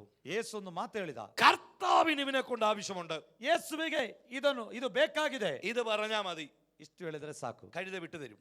ಕತ್ತೆಯನ್ನು ಬಿಡುಗಡೆಗೊಳಿಸ್ತಾನೆ. ഇന്ന് പകൽ ഞാൻ പറയുന്നു, ಈ ಹಗಲುಗಳಲ್ಲಿ ನಾನು ಹೇಳ್ತಾ ಇದ್ದೀನಿ, കെട്ടപ്പെട്ട നിന്റെ തലമുറയെ നോക്കിയിട്ട് പറയണം, ಕಟ್ಟಲ್ಪಟ್ಟ ಸ್ಥಿತಿಯಲ್ಲಿರುವ ಸಂತತಿಯನ್ನು ನೋಡಿ ಹೇಳಬೇಕು, കർത്താവിന് ആവശ്യമുണ്ട്. ದೇವರಿಗೆ ಅವಶ್ಯ ಉಂಟು. തകർന്ന ബിസിനസിനെ നോക്കിയിട്ട് പറയണം, ವ್ಯಾಪಾರದಲ್ಲಿ ಅವನತಿಗೊಂಡಂತ ಸ್ಥಿತಿಯನ್ನು ನೋಡಿ ಹೇಳ್ಬೇಕು, കർത്താവിന് ആവശ്യമുണ്ട്. ಕರ್ತನಿಗೆ ಬೇಕು. തകർന്ന ബിസിനസിനെ കുടുംബ ജീവിതത്തെ നോക്കിയിട്ട് പറയണം, ಒಡೆದ ಕುಟುಂಬವನ್ನು ನೋಡಿ ಹೇಳ್ಬೇಕು, കർത്താവിന് ആവശ്യമുണ്ട്. ದೇವರಿಗೆ ಅವಶ್ಯ ಉಂಟು. നിങ്ങൾ പറയുന്ന സെക്കൻഡ് ನೀವು ಹೇಳುವ ആ ಸಮಯದಲ್ಲಿ സാത്താൻ നിങ്ങളെ വിട്ടു പോകും. ಸೈತಾನ ನಿಮ್ಮನ್ನು ಬಿಟ್ಟು എത്ര ಹೋಗುವನು. പേര് വിശ്വസിക്കുന്നുണ്ട്? ಎಷ್ಟು ಮಂದಿ ನಂಬುತ್ತೀರಾ? അവർ ആ കഴുതി അഴിച്ചുകൊണ്ട് വന്നു. ಆ ಕತ್ತೆಯನ್ನು ಬಿಚ್ಚಿ ತಂದರು. യേശു ആ കഴുതിയുടെ പുറത്ത് കയറിയിരുന്നു. ಯೇಸು ಆ ಕತ್ತೆಯನ್ನು ಏರಿದನು. ഇത്ര നേരം കെട്ടപ്പെട്ട കഴുതിയാ. ಈವರೆಗೂ ಅದು ಕಟ್ಟಲ್ಪಟ್ಟಿತು. തമ്പുരാൻ അവന്റെ പുറത്ത് കയറിയപ്പോ ಆ ಯಜಮಾನನು ಆತನ ಮೇಲೆ ಏರಿದಾಗ പുരുഷാരം ഒലിവിൻ ചില്ലയും പരവതാനിയും ഒക്കെ വിരിച്ചു കൊടുത്തു. ಆಮೇಲೆ ಜನರು ಆತನ ಮುಂದೆ ಆ ಬಟ್ಟೆಗಳನ್ನು ಹಾಸಿದರು. ഇത്ര നേരം ചള്ളക്കുണ്ടി കിടന്ന കഴുതിയാ. ಇದುವರೆಗೆ ಕೆಸರಿನಲ್ಲಿತ್ತು ಆ ಕತ್ತೆ. ഇത്ര നേരം വേസ്റ്റിനകത്ത് കിടന്ന കഴുതിയാ. ಇದುವರೆಗೆ ಆಮೇಲೆ ವೇಸ್ಟ್ ಅಲ್ಲಿ ಇದ್ದಂತ ಕತ್ತೆ. കഴിക്കാൻ പോലും ഒന്നുമില്ലായിരുന്നു. ತಿನ್ನುವುದಕ್ಕೂ ಏನು ಇರಲಿಲ್ಲ. ഇപ്പൊ അവൻ നടക്കുന്ന എലിയ. ಈಗ ಯಾವುದು ಎಲ್ಲಿ ನಡೀತಾ ಇದೆ? പരവതാനി കൂടെ ಒಳ್ಳೆ ಆಮೇನ್ ಬಟ್ಟೆಯ ಮೇಲೆ അവൻ ഇങ്ങനെ നടക്കുക. ಆತ ನಡೀತಾ ಇದ್ದಾನೆ. അവൻ സുഖിച്ചങ്ങ് നടക്കുക. ಆ ಕತ್ತೆ ನಡೀತಾ ಇದೆ. അവൻ സുഖിച്ച് നടക്കുമ്പോൾ ഒരു കാര്യം ഓർത്തോണം, ಬಹಳ ಸಂತೋಷದಿಂದ ನಡೀತಾ ಇರುವಾಗ ನೀವು നിന്റെ ನೆನೆಸಿಕೊಳ್ಳಿ, പുറത്ത് ഒരുവൻ ഉള്ളത് കൊണ്ടാ നിനക്കിത് കിട്ടിയേ. ನಿನ್ನ ಮೇಲೆ ಒಬ್ಬ ಆಸೀನನಾಗಿರುವುದರಿಂದ ಇದು ನಿನಗೆ ಲಭ್ಯವಾಯಿತು. ഹല്ലേലൂയ. ಹಲ್ಲೆಲೂಯಾ. കുറച്ച് ദൂരം ചെന്നു. ಸ್ವಲ್ಪ ದೂರ ಹೋದಾಗ യേശു യെരൂശലേമിലെത്തി. ಯೇಸು ಯೆರೂಸಲೇಮಿಗೆ അവൻ കഴുതപ്പുറത്ത് ತಲುಪಿದನು. നിന്ന് ഇറങ്ങി. ಆತನು ಕತ್ತೆಯಿಂದ ಇಳಿದನು. എന്റെ ഒരു ചിന്ത പറയാം. ನನ್ನ ಒಂದು ವ್ಯಾಖ್ಯಾನ ಹೇಳ್ತಾ ആ ಇದ್ದೇನೆ. കഴുത യേശു അങ്ങ് പറഞ്ഞു വിട്ടു. ಆ ಕತ್ತೆಯನ್ನು ಕಳುಹಿಸಿಕೊಟ್ಟನು. ആ കഴുത പിന്നെ നടന്നു വന്നു. ಆ ಕತ್ತೆ ನಡೆದು ಬರ್ತಾ ಇದೆ. ഇപ്പൊ നോക്കിയപ്പോ അവന്റെ മുമ്പിൽ പരവതാനി ഇല്ല, ഒലിവിഞ്ചില്ല, ഒന്നുമില്ല. ಈಗ ಮುಂದೆ ಮರದ ರೆಂಬೆಗಳಿಲ್ಲ, ಬಟ್ಟೆಗಳಿಲ್ಲ. ചേട്ടാ ഇത്ര നേരം ഇതെല്ലാം ഉണ്ടായിരുന്നല്ലോ. ಇದೆಲ್ಲ ಇದುವರೆಗೆ ಇತ್ತಲ್ಲ. അവൻ നോക്കിയിട്ട് ഒന്നും കണ്ടില്ല. ಅದು ನೋಡಿ ಏನು ಕಾಣ್ತಾ ಇಲ್ಲ. അവൻ നടന്നു നടന്ന് ഒരു പുഴവക്കത്ത് വന്നു. ಆ ಕತ್ತೆ ನೋಡಿ ಬಂದು ನದಿ ತೀರಕ್ಕೆ ಬರ್ತಾರೆ. ചിലരെ തുണി അലക്കി അവിടെ ഇട്ടിരിക്കുന്ന കണ്ടു. ಕೆಲವರು ಬಟ್ಟೆಯನ್ನು ಆಮೇಲೆ ಹೋಗಿದ್ದು ಅಲ್ಲಿ ಹಾಸಿದ್ದಾರೆ. അവർ തുണി അലക്കി ഉണങ്ങിയിട്ടിരിക്കുകയായിരുന്നു. ಆ ಬಟ್ಟೆಯನ್ನು ಅಲ್ಲಿ ಒಣಗುವುದಕ್ಕೆ ಹಾಕಿದ್ರು. കഴുത കരുതി ಆ ಕತ್ತೆ ನೆನೆಸಿಕೊಂಡಿತು, തനിക്ക് നടക്കാനുള്ളതായിരിക്കുന്നു. ನನಗೆ ನಡೆಯುವುದಕ್ಕೋಸ್ಕರ അവൻ അതിന്റെ പുറത്തോട് കയറി നടന്നു. ಅವನು ಅದರ ಮೇಲೆ ನಡೆದನು. യജമാനന്മാർ വന്ന് അവന്റെ മുതുകിലിട്ട് അടിക്കാൻ തുടങ്ങി. ಯಜಮಾನರು ಬಂದು ಅವನ ಬೆನ್ನಿಗೆ ಹೊಡೆದರು. കഴുത അറിഞ്ഞില്ല ಕತ್ತೆಗೆ ಗೊತ್ತಾಗಿಲ್ಲ, തമ്പുരാൻ പുറത്തിരുന്നത് കൊണ്ട് ആ പരവതാനി കിട്ടിയത്. ಯೇಸು ನನ್ನ ಮೇಲೆ ಇರುವುದರಿಂದ ಈ ಸೌಲಭ್ಯ ನನಗೆ ಸಿಕ್ಕಿತು ಎಂಬುದಾಗಿ. യേശു ഇറങ്ങി കഴിഞ്ഞപ്പോ ಯೇಸು ಇಳಿದಾಗ നാട്ടിൽ നിന്ന് അടികൊള്ളാൻ തുടങ്ങി. ಆಮೇಲೆ ಊರಿಂದ ಹೊಡೆತ ಸಿಕ್ಕಿತು. യേശു നിന്റെ മുതുകിലുണ്ടെങ്കിൽ ಯೇಸು ನಿನ್ನ ಮೇಲೆ ಇರುವುದಾದರೆ ദേശത്ത് നിനക്ക് മാന്യത കിട്ടും. ದೇಶದಲ್ಲಿ ನಿನ್ನನ್ನು ಸನ್ಮಾನಿಸ. യേശു ഇല്ലെങ്കിൽ ಯೇಸು ಇಲ್ಲದಿದ್ದರೆ അടിയും കിട്ടും. ಹೊಡೆತ ಸಿಗುತ್ತೆ. പിടി കിട്ടുന്നുണ്ടോ? ಅರ್ಥವಾಗ್ತಾ ಇದೆಯಾ? ആൾക്കാർ എന്ത് ചെയ്യുന്നറിയാവോ? ಕೆಲವು ಜನರು അവർ ആ വീടിന്റെ തുണിയെല്ലാം കൂടെ കെട്ടി കഴുതയുടെ പുറത്ത് വെച്ചു. ಅವರ ಬಟ್ಟೆಯನ್ನೆಲ್ಲ ಕಟ್ಟಿ ಈ ಕತ್ತೆಯ ಬೆನ್ನಿಗೆ ಇಟ್ಟರು. യേശു ഇറങ്ങിയപ്പോൾ ಯೇಸು ಇಳಿದಾಗ അന്ന് മുതൽ അവൻ വിഴുപ്പ് ചുമക്കാൻ തുടങ്ങി. ಆವತ್ತಿನಿಂದ ಈ ಹೊರೆಯನ್ನು ಹೊರಲಿಕ್ಕೆ യേശു ഉണ്ടെങ്കിൽ ಯೇಸು ಇದ್ದರೆ അവൻ ഉന്നതനാ, ಅವನು ಉನ್ನತನು. കഴുതെന്നായിരിക്കും അവന്റെ പേര്. ಕತ್ತೆ ಎಂಬುದು ಅವನ ನಾಮ ವಿಶೇಷ. ഞാനും ഒക്കെ ഒരു കഴുതയാ, ഞാനും നിങ്ങളും ഒക്കെ. ನಾವು ನೀವುಗಳು ಒಂದು ಕತ್ತೆ, ഞങ്ങളും നിങ്ങളും ഒക്കെ കഴുതകളാ. ನಾವು ನೀವುಗಳೆಲ್ಲ ಕತ್ತೆಗಳೇ. നമ്മുടെ പുറത്ത് അവൻ ഇരിക്കുന്നോണ്ട ഈ മാന്യത. ನಮ್ಮ ಮೇಲೆ ಆತನು ಏರಿದರಿಂದ ಈ ಗೌರವ. ഓ, അവൻ എന്റെ പുറത്തിരിക്കുന്നത് കൊണ്ടാ എനിക്ക് ഈ മാന്യത കിട്ടിയത്. ಆತನು ನಮ್ಮಲ್ಲಿರುವುದರಿಂದಲೇ ಈ ಗೌರವ. അവനില്ലെങ്കിൽ ഞാൻ വെറും വേസ്റ്റ് ചുമക്കുന്ന കഴുതയാ. ಆತನಿಲ್ಲದರೆ ಕೇವಲ ಹೊರೆ ಹೊರುವಂತ ಕತ್ತೆ. ഹല്ലേലൂയ. ಹಲ್ಲೆಲೂಯಾ. പണ്ടൊക്കെ നമ്മളെ എന്താ വിളിച്ചോണ്ടിരുന്നേ? ಆಮೇಲೆ ಮೊದಲು ನಾವು ಏನಂತ ಕರೆದಿದ್ದೇವೆ? ഞങ്ങളുടെ നാട്ടിലെങ്ങനെ ചിണ്ടനും മുണ്ടനും കണ്ടനും എന്നൊക്കെയാ. ನಮ್ಮ ಊರಿನಲ್ಲಿ ಚಿನ್ನನು ಮುಣ್ಣನು ಎಂಬುದಾಗಿ ಕರೆದರು. അങ്ങനെയൊക്കെ വിളിച്ചോണ്ടിരുന്നേ. ಹಾಗೆ ಕರೀತಾ ಇದ್ರು. നമ്മളെയൊക്കെ അങ്ങനെ വിളിച്ചോണ്ടിരുന്നേ. ಹಾಗೆ ಎಲ್ಲ ನಮ್ಮನ್ನು ಕರೀತಾ ಇದ್ರು. ഇപ്പൊ നമ്മളെ പലരും വിളിക്കുന്നത് എങ്ങനെയാണെന്നറിയാവോ? ಈಗ ನಮ್ಮನ್ನು ಕರೆಯುವಂತ ಹೆಸರು ಏನು ಗೊತ್ತಾ? Uncle aunty. Uncle aunty. ഈ മാന്യത എവിടുന്നാ കിട്ടിയേ? ಈ ಗೌರವ ಎಲ್ಲಿಂದ ದೊರೆಯಿತು? നിന്നെ എന്താ വിളിച്ചോണ്ടിരുന്ന നാട്ടുകാര്? ಮೊದಲು ಏನಂತ ಕರೀತಾ ಇದ್ರು? അവളൊന്നും ഇവളും നോക്കിയായിരുന്നു. ಅಡ್ಡ ಹೆಸರಾಕಿ ಕರೀತಾ ಇದ್ರು. നിന്നെ വിളിക്കുന്ന അങ്കിൾ എന്നും ആന്റി എന്നുവാ. ಈಗ ಅಂಕಲ್ ಆಂಟಿ ಎಂಬರೇ ಕರೀತಾರೆ. തമ്പുരാൻ നിന്റെ തോളത്തിരിക്കുന്നത് കൊണ്ടാ. ಆತನು ನಿನ್ನಲ್ಲಿ ಏರಿದರಿಂದ, യേശു നിന്റെ മുതുകത്തുള്ളത് കൊണ്ടാ. ಯೇಸು ನಿನ್ನ ಬೆನ್ನಲ್ಲಿ ಇರುವುದರಿಂದ അവനില്ലേ വീണ്ടും അടി കിട്ടും. ಅವನಿಲ್ಲದರೆ ಪುನಃ ಹೊಡೆತ ಸಿಗುತ್ತೆ. അങ്ങനെ ഇന്ന് പകൽ ചില കെട്ടുകൾ ചിലരുടെ അഴിക്കാൻ പോവാ. ಇವತ್ತು ಕೆಲವು ಬಂಧನಗಳನ್ನು ದೇವರು ಬಿಚ್ಚುತ್ತಾ ಇದ್ದಾನೆ. നിങ്ങൾ ചോദിച്ചതും ചോദിക്കാത്തതും, ನೀವು ಬೇಡಿದ್ದು ಬೇಡದೇ ಇದ್ದದು, നിങ്ങൾ സ്വപ്നം കാണാത്ത ചില വിടുതലുകൾ തരാൻ പോവുകയാണ്. ಕನಸಲ್ಲಿ ಕಾಣದಂತ ವಿಷಯಕ್ಕೆ ಬಿಡುಗಡೆ ದೇವರು ಕೊಡ್ತಾನೆ. 3 വിടുതലുകൾ ആ അധ്യായത്തിൽ നടന്നു. 3 ಬಿಡುಗಡೆ ಆ ಅಧ್ಯಾಯದಲ್ಲಿ മനുഷ്യന് ನಡೆಯಿತು. അസാധ്യമായ 3 വിടുതലുകൾ. ಮನುಷ್ಯರಿಗೆ ಅಸಾಧ್ಯವಾದ 3 ಬಿಡುಗಡೆ. 3 ವಿಡುതലുകൾ യേശു അവിടെ ചെയ്തു. 3 ಬಿಡುಗಡೆಯನ್ನು ಯೇಸು ಮಾಡುತ್ತಾನೆ. അങ്ങനെ ഇന്ന് പകൽ ചില കെട്ടുകൾ അഴിച്ച്, ಹಾಗಾದ್ರೆ ಇವತ್ತು ಕೆಲವು ಕಟ್ಟುಗಳನ್ನು ಬಿಚ್ಚಿ, ചില ബന്ധനങ്ങൾ അഴിച്ച്, ಕೆಲವು ಬಂಧನಗಳನ್ನು ಬಿಚ್ಚಿ ദൈവം നമ്മെ സ്വതന്ത്രമാക്കാൻ ದೇವರು പോകുകയാണ്. ನಮ್ಮನ್ನು ಸ್ವತಂತ್ರಗೊಳಿಸ್ತಾನೆ. ഒരിക്കൽ ലാസറിന്റെ ചരിത്രം നമുക്കറിയാം. ನಮಗೆ ಲಾಜರನ ಕಥೆ ಗೊತ್ತು. അവൻ 4 ദിവസം കല്ലറയ്ക്കകത്ത് ചീഞ്ഞിരിക്കുകയായിരുന്നു. 4 ದಿನ ಕೊಳೆತು ನಾರುವ ಸ್ಥಿತಿಯಲ್ಲಿದ್ದನು. യേശു കല്ലറയിൽ വന്നു. ಯೇಸು ಸಮಾಧಿಯ ಬಳಿಗೆ ലാസർ എന്ന് വിളിച്ചു. വിളിച്ചു. ലാസറിനെ ആ ಎಂಬುದಾಗಿ വിളി ಕರೆದನು. കേട്ടപ്പോൾ ಆ ಕೂಗನ್ನು ಕೇಳಿದಾಗ ലാസർ ജീവൻ വെച്ച് പുറത്തു വന്നു. ಆತನು ಜೀವ ತುಂಬಿದವನಾಗಿ ഒന്ന് ಹೊರಗೆ അവൻ ಬಂದನು. ജീവൻ പ്രാപിച്ചു. ಆತನು ಒಂದನೇದಾಗಿ ಜೀವ ಹೊಂದಿದನು. അവൻ പുറത്തു വന്നു. ಅವನು ಹೊರಗೆ ಬಂದನು. പുറത്തു വന്ന് നോക്കി ലാസറിനെ നോക്കി കർത്താവ് പറഞ്ഞു, ಹೊರಗೆ ಬಂದಂತ ಲಾಜರ್ ನೋಡಿ ಕರ್ತನ ಹೇಳ್ತಾ ಇದ್ದಾನೆ, ഇവന്റെ കെട്ടുകൾ അഴിപ്പി. ಈತನ ಬಂಧನಗಳನ್ನು ಬಿಚ್ಚಿರಿ. ഇന്ന് പകൽ ചില കെട്ടുകൾ അഴിക്കാൻ പോവാ. ಇವತ್ತು ಕೆಲವು ಬಂಧನಗಳು ദൈവ ಬಿಚ್ಚಿರಿ. ശബ്ദം കേട്ടു, ದೇವರ ಸ್ವರ ಕೇಳಿದ, ജീവൻ പ്രാപിച്ചു ಜೀವ ಹೊಂದಿದ എന്ന് പറഞ്ഞാൽ നിത്യജീവൻ നിങ്ങളുടെ മേൽ വന്നു. ಅಂದರೆ ನಿತ್ಯ ಜೀವವನ್ನು ನೀವು ಹೊಂದಿದ್ದೀರಿ. ദൈവ ശബ്ദം കേട്ട ലാസർ കല്ലറ വിട്ട് പുറത്തു വന്നു. ದೇವರ ಸ್ವರ ಕೇಳಿದ ಲಾಜರನು ಸಮಾಧಿಯನ್ನು ಬಿಟ್ಟು ಹೊರಗೆ ಬಂದನು. ಎಲ್ಲരുടെ വെളിയിൽ നിന്ന് ലാസറിനെ നോക്കി കർത്താവ് പറഞ്ഞു, ഇവരുടെ കെട്ടുകൾ അഴിപ്പി. ಸಮಾಧಿಯ ಹೊರಗೆ ನಿಂತಂತ ಲಾಜರ್ ನೋಡಿ ಏನಾದ್ರು ಹೇಳ್ತಾ ಇದ್ದಾನೆ, ಇವರ ಬಂಧನವನ್ನು ಬಿಚ್ಚು. ഒരു സ്റ്റെപ്പ് വെച്ച് മുമ്പോട്ട് പോകാൻ കഴിയാതെ ಒಂದು ಹೆಜ್ಜೆಯನ್ನು ಮುಂದಕ್ಕೆ ಇಡಲಿಕ್ಕೆ ಸಾಧ್ಯವಾಗದೆ കെട്ടുകൾ ഇന്ന് പകൽ അഴിക്കാൻ പോവുകയാണ്. ಕೆಲವು ಕಟ್ಟನ್ನು ಇವತ್ತು ಬಿಚ್ಚಲಿಕ್ಕಿದ್ದಾನೆ. കർത്താവ് വന്നത് പിശാചിന്റെ തന്ത്രങ്ങളെ അഴിപ്പാനാ. ಯೇಸು ಬಂದದು ಸೈತಾನ್ನ ಕಾರ್ಯಗಳನ್ನು ಲಯ ಮಾಡುವುದಕ್ಕೆ. വചനം വിളിച്ചു പറഞ്ഞു, പിശാചിന്റെ തന്ത്രങ്ങൾ അഴിപ്പാൻ അത്രേ അവൻ വന്നത്. ಯೇಸು ವಾಕ್ಯವು ಹೀಗೆ ಹೇಳುತ್ತದೆ, ಸೈತಾನ್ನ ಕ್ರಿಯೆಗಳನ್ನು ಲಯ ಮಾಡುವುದಕ್ಕೆ. ഇന്ന് പകൽ ചില ബന്ധനങ്ങൾ അഴിക്കും. ಇವತ್ತು ಬಂಧನಗಳು ചില ಬಿಚ್ಚಲ್ಪಡುತ್ತವೆ. രോഗക്കെട്ടുകൾ അഴിക്കും. ಕೆಲವು ರೋಗ ಬಂಧನಗಳು ചില ಬಿಚ್ಚಲ್ಪಡುತ್ತವೆ. സാമ്പത്തിക കെട്ടുകൾ അഴിക്കും. ಆರ್ಥಿಕ ಕಟ್ಟುಗಳು ചില ಬಿಚ್ಚಲ್ಪಡುತ್ತವೆ. കുടുംബ തകർച്ചകൾ അഴിക്കും. ಕುಟುಂಬದ ಒಡವೆಯನ್ನು ದೇವರು ചില ಸರಿಪಡಿಸುತ್ತಾನೆ. വിദ്യാഭ്യാസ ബന്ധനങ്ങൾ അഴിക്കും. ವಿದ್ಯಾಭ್ಯಾಸಕ್ಕೆ ಸಂಬಂಧಪಟ್ಟ ಕಟ್ಟುಗಳು ചില ಬಿಚ್ಚುತ್ತಾನೆ. യാത്രയുടെ കെട്ടുകൾ അഴിക്കും. ಕೆಲವು ಪ್ರಯಾಣದ ಬಂಧನಗಳು ಬಿಚ್ಚುತ್ತಾನೆ. വിശ്വാസത്തോടെ കാത്തിരിക്കുക. ನಂಬಿಕೆಯಿಂದ ಕಾದಿರಿ. യേശുവിനെ കാത്തിരിക്കുക. ಯೇಸುವನ್ನು ಕಾದಿರಿ. കാത്തിരുന്നാൽ ഉയർച്ച തന്നെ ഉണ്ടാകും. ಕಾಯುವುದಾದರೆ ಉನ್ನತಿಯನ್ನು ಹೊಂದಬಹುದು. ഒരിക്കലും താഴ്ചയല്ല, ಒಮ್ಮೆ ಕೆಳಗಿನ ಸ್ಥಿತಿಯಲ್ಲ, ഉയർച്ച തന്നെ ഉണ്ടാകും. ಮೇಲಣ ಸ್ಥಿತಿಯನ್ನು യേശുവിനെ കാത്തിരുന്നാൽ ಯೇಸುವನ್ನು ಕಾದರೆ ഇന്നല്ലെങ്കിൽ നാളെ അവൻ നിന്നെ ഉയർത്തും. ಇವತ್ತು ನಾಳೆಯೋ ತಕ್ಕ ಕಾಲದಲ್ಲಿ ಮೇಲಕ್ಕೆತ್ತುವನು. എത്ര പേര് യായിറോസിനെ പോലെ റെഡിയാകും? ಎಷ್ಟು ಮಂದಿ ಯಾಯಿರನಾಗೆ ಸಿದ್ಧರಾಗುತ್ತೀರಿ? എല്ലാരും നിങ്ങളെ വിട്ടായിരിക്കാം. ಎಲ್ಲರೂ ನಿಮ್ಮನ್ನು ಬಿಟ್ಟಿರಬಹುದು. ഒരു പക്ഷേ യേശുവിന്റെ അടുക്ക വന്നാ ಯೇಸುವಿನ ಬಳಿಗೆ ಬಂದಿರಬಹುದು. നിങ്ങളുടെ ബന്ധുക്കൾ നിങ്ങളെ തള്ളിന്നിരിക്കാം. ಬಂಧುಗಳು ನಿಮ್ಮನ್ನು ತಳ್ಳಿರಬಹುದು. സഹോദരന്മാര് തള്ളിന്നിരിക്കാം. ಸಹೋದರರು ನಿರಾಕರಿಸಿರಬಹುದು. നിങ്ങളുടെ ചാർച്ചക്കാർ നിങ്ങളെ വിട്ടെന്നിരിക്കാം. ಮಿತ್ರರು ನಿಮ್ಮನ್ನು ಅಗಲಿರಬಹುದು. നിങ്ങളുടെ ഗ്രാമം നിങ്ങളെ ഉപേക്ഷിച്ചിരിക്കാം. ನಿಮ್ಮ ಊರು ನಿಮ್ಮನ್ನು ಅಗಲಿರಬಹುದು. ആരൊക്കെ ഉപേക്ഷിച്ചാലും ಯಾರೆಲ್ಲ ಅಗಲಿ ಹೋದರು, സകലത്തിനും മതിയായവൻ നിന്റെ കൂടെയുണ്ട്. ಎಲ್ಲಕ್ಕೂ ಸಮರ್ಥನಾದ ದೇವರು ನಿನ್ನ ಸಂಗಡ ಇರುತ್ತಾನೆ. എത്ര പേര് ഇറങ്ങാൻ തയ്യാറുണ്ട്? ಎಷ್ಟು ಮಂದಿ ಇಳಿದಕ್ಕೆ എത്ര പേര് ತಯಾರಾಗಿದ್ದಾರೆ? യേശുവിന്റെ കൂടെ നിൽക്കാൻ തയ്യാറാകുന്നു? ಎಷ್ಟು ಮಂದಿ ಆತನ ಜೊತೆಯಲ್ಲಿ ಇರಲಿಕ್ಕೆ ആകാശത്തെയും ತಯಾರಾಗಿದ್ದಾರೆ? ഭൂമിയും സൃഷ്ടിച്ച ഉടയ തമ്പുരാൻ നിനക്ക് സാക്ഷിയാണ്. ಆಕಾಶ ಭೂಮಿಗಳನ್ನುಂಟು ಮಾಡಿದ ಸೃಷ್ಟಿಕರ್ತನು ನಿನಗೆ അവൻ നിന്നെ ಸಾಕ್ಷಿಯಾಗಿರುತ್ತಾನೆ. ഉയർത്തുവാൻ തയ്യാറാണ്. ಆತನು ನಿನ್ನನ್ನು ಮೇಲಕ್ಕೆ ತರುವನು. എത്ര പേര് പോലെ യേശുവിനോട് ജീവിക്കാൻ തീരുമാനിക്കുന്നു? ಎಷ್ಟು ಮಂದಿ ಯೇಸುವಿಗೋಸ್ಕರ ಜೀವವನ್ನು ಕೊಡುವುದಕ್ಕೆ യായിറോസിനെ പോലെ സമർപ്പിക്കാൻ എത്ര പേരുണ്ട്? ಯಾಯಿರನಾಗಿ ಸಮರ್ಪಿಸುವುದಕ್ಕೆ ಎಷ್ಟು ಮಂದಿ ಇದ್ದೀರಿ? എന്തൊക്കെ വന്നാലും യേശുവിന്റെ കൂടെ ഞാൻ ജീവിക്കും. ಏನೆಲ್ಲ ಬಂದರೂ ಯೇಸುವನ್ನು ಬಿಟ್ಟು ನಾನು ಹೋಗುದಿಲ್ಲ. യേശുവിനെ വിട്ട് ഞാൻ പോകുകയില്ല. ಯೇಸುವನ್ನು ಬಿಟ್ಟು ನಾನು ಹೋಗುದಿಲ್ಲ. ഞാൻ ക്ഷമയോടെ കാത്തിരിക്കും. ಕ್ಷಮೆಯಿಂದ ഞാൻ ಕಾದಿರುತ್ತೇನೆ. ಕ್ಷമയോടെ കാത്തിരിക്കും. ಕ್ಷಮೆಯಿಂದ ಕಾದಿರುತ್ತೇನೆ. എന്നെ ഉയർത്തുന്ന ഒരു ദിവസമുണ്ട്. ನನ್ನನ್ನು ಮೇಲಕ್ಕೆ ತರುವ ಒಂದು ದಿನವುಂಟು. എന്റെ തല ഉയർത്തുന്ന ഒരു ദിവസമുണ്ട്. ನನ್ನ ತಲೆ ಎತ್ತುವ ದಿನವುಂಟು. എന്റെ കുടുംബത്തെ ഉയർത്തുന്ന ഒരു ദിവസമുണ്ട്. ನನ್ನ ಕುಟುಂಬವನ್ನು ಮೇಲಕ್ಕೆ ತರುವ എന്നെ ದಿನವುಂಟು. മാനിക്കുന്ന ഒരു ദൈവമുണ്ട്. ನನ್ನನ್ನು ಸನ್ಮಾನಿಸುವ എന്നെ ದೇವರಿದ್ದಾನೆ. മാനിക്കുന്നവനെ ഞാൻ മാനിക്കുമെന്ന് അവൻ പറഞ്ഞത്. ನನ್ನನ್ನು ಸನ್ಮಾನಿಸುವವರನ್ನು ನಾನು ಸನ್ಮಾನಿಸುತ್ತೇನೆ. നിശ്ചയമായി ദൈവം നിന്നെ മാനിക്കും. ನಿಶ್ಚಯವಾಗಿ ಆತನು ನಿನ್ನನ್ನು ಗೌರವಿಸುತ್ತಾನೆ. സകലരും ചവിട്ടി ദൂരെ കളഞ്ഞതായിരിക്കാം. ಎಲ್ಲರೂ ಒದ್ದು ಹೊರಗಾಕಲ್ಪಟ್ಟ ವ್ಯಕ್ತಿಯಾಗಿರಬಹುದು. യേശുവിന്റെ കയ്യിലൊന്ന് അടങ്ങിയിരിക്കാമോ? ಯೇಸುವಿನ ಕೈಯಲ್ಲಿ ನೀನೊಮ್ಮೆ ಕಾದು ಕುಳಿತುಕೊಳ್ತೀಯೋ? യേശു നിന്നെ അനുഗ്രഹിക്കും. ಯೇಸು ನಿನ್ನನ್ನು ಗೌರವಿಸ್ತಾನೆ. ഒരു കാര്യം കൂടെ ഞാൻ പറയാം. ಇನ್ನೊಂದು ಸಂಗತಿ ഒരിക്കൽ യേശു ദേവാലയത്തിൽ വരുമ്പോൾ ಒಮ್ಮೆ ಯೇಸು ಸಭಾಮಂದಿರಕ್ಕೆ ಬರುವಾಗ ഒത്തിരി കച്ചവടക്കാർ ദേവാലയത്തിൽ ഇരിക്കുന്നത് കണ്ടു.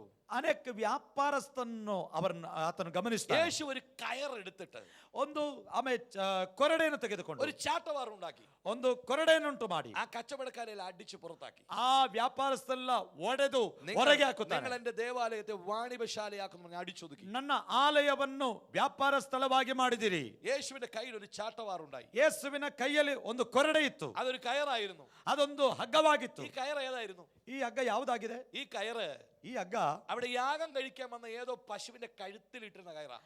ಅಲ್ಲಿ ಯಜ್ಞವನ್ನು ಅರ್ಪಿಸುವುದಕ್ಕೆ ಯಜ್ಞವಾಗಿ ಆಗಬೇಕಾದ ಒಂದು ಹಸುವಿನ ಒಂದು ಹಗ್ಗವಾಗಿತ್ತು. ആമേൻ. ആ പുരോഹിതൻ ആ കയറ് കണ്ടിച്ച് ദൂരെ കളഞ്ഞു. ಆ ಯಾಜಕನು ಆ ಹಗ್ಗವನ್ನು ತುಂಡರಿಸಿ ಬಿಸಾಡಿ ಬಿಟ್ಟನು. അതിലെ വന്നവരെല്ലാം ആ കയറ് കയറി ചവിട്ടി. ಅಲ್ಲಿ ಇದ್ದ ಬಂದವರೆಲ್ಲ ಆ ಹಗ್ಗವನ್ನು ತುಳಿದಾಕಿದರು. അവര് ചവിട്ടി ദൂരെ കളഞ്ഞൊരു കയറ്. ಆಮೇಲೆ ತುಳಿದು ಒದ್ದು ಹೊರಗಾಕಿದ ಆ ಹಗ್ಗ യേശു ആ കയറ് കയ്യിലെടുത്തു.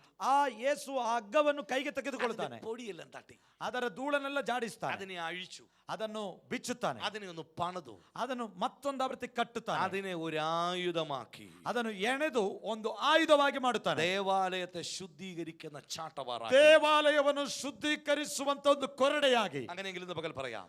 ಆಗುದಾದ್ರೆ ಬೆಳಗಿನ ಜಾವದಲ್ಲಿ ಹೇಳುವ സകലരും നിങ്ങളെ ചവിട്ടി തൂത്ത് കളഞ്ഞ ഒരു കയറ് പോലെ ആയിരിക്കും. ಎಲ್ಲ ವ್ಯಕ್ತಿಗಳು ತುಳಿದು ಹಾಕಲ್ಪಟ್ಟಂತ ಒಂದು ಹಗ್ಗದ ಉಪಾಧಿಯಲ್ಲಿ ನೀವು ಇರಬಹುದು. ആർക്കും വേണ്ടാത്തവനായിരിക്കാം നീ, ಯಾರಿಗೂ ಪ್ರಯೋಜನವಿಲ್ಲದ പക്ഷെ ವ್ಯಕ್ತಿಯಾಗಿರಬಹುದು. ഇന്ന് പകൽ കർത്താവ് നിന്നെ കയ്യിലെടുത്താൽ ಆದರೆ ಕರ್ತನು ನಿನ್ನನ್ನು ಕೈಗೆ അവൻ ತೆಗೆದುಕೊಂಡು നിന്നെ ഒന്ന് പണിയും, ಅವನು ನಿನ್ನನ್ನು ಕಟ್ಟುತ್ತಾನೆ, അവൻ നിന്നെ ഒന്ന് ഊട്ടച്ചു പണിയും. ಅವನು ನಿನ್ನನ್ನು ಒಡೆದು ಕಟ್ಟುತ್ತಾನೆ. ഊട്ടച്ചു പണിയുമ്പോ ಕೆಡವಿ ಕಟ್ಟುವಾಗ ചില വേദനകൾ ഉണ്ടാകാം, ಕೆಲವು ನೋವುಗಳು ചില ಉಂಟಾಗಬಹುದು, കഷ്ടതകൾ ഉണ്ടാവാം. ಕೆಲವು ಕಷ್ಟಗಳು ಉಂಟಾಗಬಹುದು. ഊട്ടച്ചാൽ ഉറപ്പാണ് ಆಮೇಲೆ ಒಡೆದರೆ ಖಚಿತತೆ ಇದೆ, അവൻ അതിനെ പണിയും. ಆತನು ಅದನ್ನು ಸರಿಪಡಿಸ್ತಾನೆ. എന്നിട്ട് എന്ത് ചെയ്യുന്നറിയാമോ? ಯಾಕೆ ಗೊತ್ತಾ? അവനൊരു ആയുധമാക്കി. ಆತನು ನಿನ್ನನ್ನು ಆಯುಧವಾಗಿ. എന്തായുധമാക്കി? ಯಾವ ಆಯುಧವಾಗಿ? തന്റെ ആലയത്തെ ശുദ്ധീകരിക്കുന്ന ആയുധമാക്കി. ತನ್ನ ಆಲಯವನ್ನು ಕ್ರಮಪಡಿಸುವ ಆಯುಧವಾಗಿ. അവന്റെ കരത്തിൽ ഒന്ന് ഇരിക്കാമോ?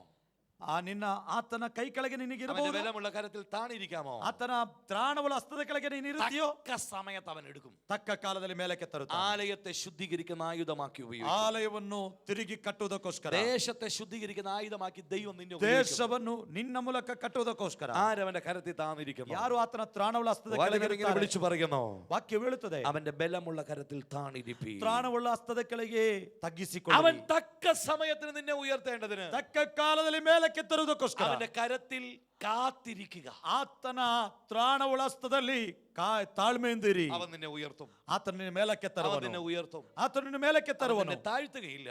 ನಿನ್ನನ್ನು ಕೆಳಗಿನ ಸ್ಥಿತಿಗೆ അവൻ നിന്നെ ಕೊಂಡೊಯ್ಯುವುದಿಲ್ಲ. ഉയർത്തും, അവൻ നിന്നെ ഉയർത്തും, ಆತನನ್ನು ಮೇಲಕ್ಕೆ അവൻ ತರುತ್ತಾನೆ. നിന്നെ വാലല്ല തലയാക്കും. ಆತನು ನಿನ್ನನ್ನು ಬಾಲವನ್ನಾಗಿ ಅಲ್ಲ ತಲೆಯನ್ನಾಗಿ അവൻ ಇಡುತ್ತಾನೆ. നിന്നെ തലയാക്കി മാറ്റും. ಅವನು ತಲೆಯನ್ನಾಗಿ ಮಾಡುತ್ತಾನೆ. വിശ്വസിക്കുന്ന എത്ര പേരുണ്ട്? ಎಷ್ಟು ಮಂದಿ ನಂಬುತ್ತೀರಾ? നീ താഴ്ച ഭവിക്കത്തില്ല, ನಿನಗೆ ಕೆಳಗಿನ ಸ್ಥಿತಿ നീ ಬರುವುದಿಲ್ಲ, ഉയർച്ച തന്നെ ഭവിക്കും. ಉನ್ನತ ಸ್ಥಿತಿ ಉಂಟಾಗುತ್ತದೆ. ആകാശത്തിൽ കിളിവാതിൽ തുറന്ന് ಆಕಾಶದ ದ್ವಾರವನ್ನು ತೆರೆದು സ്ഥലം പോരാതെ വണ്ണം ಸ್ಥಳ ಹಿಡಿಯಲಾರದಷ್ಟು അവൻ നിന്നെ ബ്ലസ് ചെയ്യാൻ ನಿನ್ನನ್ನು പോവുകയാണ്. ಆಶೀರ್ವದಿಸ್ತಾನೆ. ചില കെട്ടുകൾ ഇന്ന് പകൽ അഴിച്ച്, ಕೆಲವು ಬಂಧನಗಳನ್ನು ಬಿಚ್ಚಿ, ചില ബന്ധനങ്ങൾ ഇന്ന് പകൽ അഴിച്ച് ಕೆಲವು ಬಂಧನಗಳು ಬಿಚ್ಚಿ ഇന്ന് പകൽ നിന്നെ വിടുവിക്കാൻ പോവുകയാണ്. ಇವತ್ತು ನಿನ್ನ ಬಿಡುಗಡೆಗೊಳಿಸ್ತಾನೆ. എത്ര പേര് കർത്താവിന് വേണ്ടി കാത്തിരിക്കുന്നുണ്ട്? ಎಷ್ಟು ಮಂದಿ ಆತನಿಗೋಸ್ಕರ ಕಾಯಿರ್ತಿರ್ತೀರಿ? അതുകൊണ്ട് തുടക്കത്തിൽ ഞാൻ പറഞ്ഞു യഹോവയെ കാത്തിരിക്കുന്ന ಆರಂಭದಲ್ಲಿ ನಾನು ಹೇಳಿದೆ, ಯೆಹೋವನ ನಿರೀಕ್ಷಿಸುವವರು ശക്തിയെ പുതുക്കും, ಹೊಸ ಬಲವನ್ನು ಹೊಂದುವರು, കഴുകനെ പോലെ ഉയരും. ಹದ್ದುಗಳಾಗಿ ರೆಕ್ಕೆಗಳನ್ನು ಚಾಚಿ ಏರುವರು. പ്രിയായുറോസിനെ പോലെ കാത്തു നിൽക്കാവോ? ಯಾರನಾಗಿ ಕಾದು ಕುಳಿತೀಯ? ദേശക്കാരെയും പള്ളിക്കാരെയും എല്ലാം വിട്ട് ದೇಶದವರನ್ನು ಸುತ್ತ ಜನಾಂಗದವರನ್ನು ಬಿಟ್ಟು കാത്തിരുന്നു.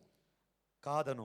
നിന്റെ വീട്ടിലോട്ട് അവൻ വരുന്നുണ്ട്. ನಿನ್ನ ಮನೆಗೆ ಆತನು ಬರ್ತಾ ಇದೆ. നിന്റെ വിഷയത്തിന് അവൻ പരിഹാരം തരും. ನಿನ್ನ ವಿಷಯಕ್ಕೆ ಪರಿಹಾರವನ್ನು ಕೊಡುತ್ತಾನೆ. എന്ത് വിഷയമായിക്കൊള്ളട്ടെ, ಯಾವ ವಿಚಾರವಾಗಿರಬಹುದು, ആരോടും പറയാൻ വയ്യാത്ത വിഷയമായിരിക്കാം നിന്നത്, ಯಾರೊಂದಿಗೂ ಹಂಚಿಕೊಳ್ಳಿಕ್ಕೆ ಸಾಧ್ಯವಾಗದ ವಿಷಯವಾಗಿರಬಹುದು, എല്ലാം ചെയ്തു തരാൻ അവന് കഴിയും. ಎಲ್ಲವನ್ನು ಮಾಡಲು ಶಕ್ತಿ. ഇന്ന് പകൽ ഈ ആരാധന കഴിയുമ്പോ ಈ ಹಗಲಿನ ಆರಾಧನೆಯು ಮುಕ್ತಾಯಗೊಳಿಸುವಾಗ നിങ്ങളുടെ കൂടെ അവൻ പുറപ്പെടാൻ പോവാ. ನಿನ್ನ ಜೊತೆ ಆತನು ಬರ್ಲಿಕ್ಕಿದ್ದಾನೆ. നിന്റെ വീട്ടിലോട്ടാ വരുന്നേ, ನಿನ್ನ ಮನೆಗೆ ಬರ್ತಾನೆ. നിന്റെ വീട്ടിനകത്തേക്ക് ನಿನ್ನ ಮನೆಗೆ നിശ്ചയം ഒരു ഉയർപ്പ് നിന്റെ വീട്ടിലുണ്ടാകും. ಸತ್ಯವಾಗಿಯೂ ನಿನಗೊಂದು ಉನ್ನತಿ ಇದೆ, ഒരു വിടുതൽ നിന്റെ വീട്ടിലുണ്ട്. ಒಂದು ಬಿಡುಗಡೆ ಇದೆ. എല്ലാവരും കണ്ണുകൾ അടയ്ക്കാം, ಎಲ್ಲ ಕಣ್ಣುಗಳನ್ನು ಮುಚ್ಚಿ, എല്ലാവരും മുമ്പോട്ട് കയറി വരാം. ಎಲ್ಲರೂ ಮುಂದಕ್ಕೆ ಬನ್ನಿ. നിങ്ങൾക്ക് വേണ്ടി ഒക്കെ പ്രാർത്ഥിക്കാൻ ആത്മാവ് നിയോഗം തരും. ನಿಮಗೋಸ್ಕರ ಪ್ರಾರ್ಥಿಸುವುದಕ್ಕೆ ದೇವರಾತ್ಮನು ಪ್ರೇರೇಪಿಸ್ತಾ എല്ലാവരും ಇದ್ದಾನೆ. മുമ്പിലേക്ക് വന്നാട്ടെ. ಎಲ್ಲರೂ ಮುಂದೆ ಬನ್ನಿರಿ. ഞാൻ നിങ്ങൾക്ക് വേണ്ടി പ്രാർത്ഥിക്കാൻ ನಾನು പോകുകയാണ്. ನಿಮಗೋಸ್ಕರ ಪ್ರಾರ್ಥಿಸ್ತೇನೆ. യഹോവയെ കാത്തിരിക്കുന്നവൻ ശക്തിയെ പുതുക്കും. ಯೆಹೋವನ ನಿರೀಕ್ಷಿಸುವವರು ಹೊಸ ಬಲವನ್ನು ಹೊಂದುವರು. ഞാൻ യഹോവയ്ക്കായി കാത്തിരുന്നു, ನಾನು ಯೆಹೋವನಲ್ಲಿ അവൻ ಕಾದಿರುತ್ತೇನೆ. എങ്കിലേക്ക് ചാഞ്ഞു വന്നു. ಆತನು ನನ್ನ ಮೊರೆಯನ್ನು ಕೇಳಿ, നാശകരമായ കുഴിയിൽ നിന്നും, ನಾಶನದ ಗುಂಡಿಯಿಂದ, കുഴഞ്ഞ ചേറ്റിൽ നിന്നും ಕೆಸರಿನಿಂದಲೂ അവൻ എന്നെ വിടുവിച്ചു. ನನ್ನನ್ನು ಮೇಲಕ್ಕೆ ಎತ್ತಿದನು. യേശുവിനെ കാത്തിരിക്കാമോ? ಯೇಸುವನ್ನು ಕಾದಿರುತ್ತೀಯೋ? യേശുവിന് വേണ്ടി വെയിറ്റ് ചെയ്യാമോ? ಯೇಸುವಿಗೋಸ್ಕರ ദൈവം നിങ്ങളെ മാനിക്കാൻ ಕಾದಿರುತ್ತೀಯೋ? പോവുകയാ. ನಿನ್ನನ್ನು എല്ലാ കണ്ണും ಸನ್ಮಾನಿಸ್ತಾನೆ. അടച്ച് പ്രാർത്ഥിച്ചേ. ಎಲ್ಲರೂ ಕಣ್ಣುಗಳನ್ನು ಮುಚ್ಚಿ കർത്താവേ, ಪ್ರಾರ್ಥಿಸಿ. യായിറോസിനെ പോലെ ഞങ്ങൾ വെയിറ്റ് ചെയ്യുകയാ. ಕರ್ತನೇ, ಯಾಯಿರನಾಗಿ ನಾನು ನಿಮಗೋಸ್ಕರ ചില ಕಾಯುತ್ತೇವೆ. വിഷയത്തിന് വേണ്ടി വെയിറ്റ് ചെയ്യുന്ന ഒരു ഇതിനകത്തുണ്ട്. ಕೆಲವು ವಿಚಾರಗಳಿಗೋಸ್ಕರ ಕಾಯುವವರು ಇಲ್ಲಿದ್ದೀರಿ. ഒരു വെയിറ്റിംഗ് അത് നിങ്ങൾക്ക് തടസ്സമല്ല, ദൈവം അത്ഭുതമാക്കി തരും. ಕಾಯುವಂಥದ್ದು ವಿಫಲವಲ್ಲ, ದೇವರು ಅದನ್ನು ನೆರವೇರಿಸ್ತಾನೆ. എല്ലാവരും പ്രാർത്ഥിച്ചേ. ಎಲ್ಲರೂ ಪ್ರಾರ್ಥಿಸಿ. യേശുവേ, എന്നോട് ഇടപെടണമേ.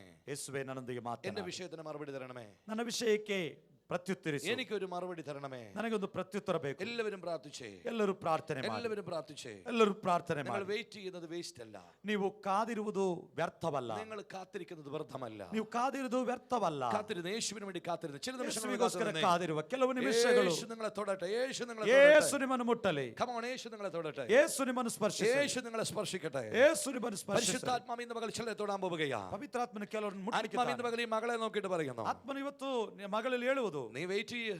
ನೀನು ಕಾದಿರು. നീ ചില വിഷയത്തിന് വെയിറ്റ് ചെയ്യുന്നുണ്ട്. ಕೆಲವು ವಿಚಾರಗಳಿಗೋಸ್ಕರ ಕಾದಿದ್ದೀಯಾ. പല നാളുകളായിട്ട് വെയിറ്റ് ചെയ്യുക. ಅನೇಕ ದಿನಗಳಿಂದ ಕಾಯ್ತಾ പല ಇದ್ದೀಯಾ. വിഷയത്തിന് നീ വെയിറ്റ് ചെയ്യുന്നുണ്ട്. ಅನೇಕ ವಿಚಾರಗಳಿಗೋಸ್ಕರ ಕಾಯ್ತಾ ಇದ್ದೀಯಾ. കർത്താവ് ഇന്ന് പകൽ നിന്റെ വെയിറ്റിംഗ് മാറ്റാൻ പോവാ. ಇವತ್ತು ನಿನ್ನ ಕಾಯುವಿಕೆಗೆ ಕೊನೆ ವಿರಾಮ നാളുകളായി ಹಾಕ್ಬೇಕಿದೆ. ബന്ധിച്ച ഒരു സാത്താന്യ ശക്തി ಅನೇಕ ದಿನಗಳಿಂದ ಬಂಧಿಸಿದಂತ ಒಂದು ದವ್ವರ ಕಾಟ അതിവിടെ ശരീരം വിട്ട് അഴിയുക. ಇವಳ ಶರೀರನ ಬಿಟ್ಟು ಹೋಗ್ತಾ ಇದೆ. ഔട്ട്. ಯೇಸುವಿನ ಹೊರಗೆ ಹೋಗು. യേശുവിൻ നാമത്തിൽ മാറിപ്പോ. ಹೊರಗೆ ಹೋಗು. പിടിച്ചോണം അവളെ. കെട്ടം കഴിയുക. ಹಿಡ್ಕೊಳ್ಳಿ ಅವರನ್ನು. മൂവ്. ಬಿಟ್ಟು ಹೋಗು. ആ ബോഡി വിട്ടം കഴിയട്ടെ. ಶರೀರ ಬಿಟ್ಟು ಬಿಚ್ಚು. ശരീരത്തിനകത്തിരിക്കുന്ന ഒരു ദുരാത്മാവ് യേശുവിന്റെ നാമത്തിൽ മാറിപ്പോ. ಶರೀರದ ಒಳಗಿರುವಂತ Move. Get out the name of Jesus. ದುರಾತ್ಮನು ಬಿಚ್ಚು ಬಾ. അവിടെ ശരീരം വിട്ട് കഴിഞ്ഞു പോ.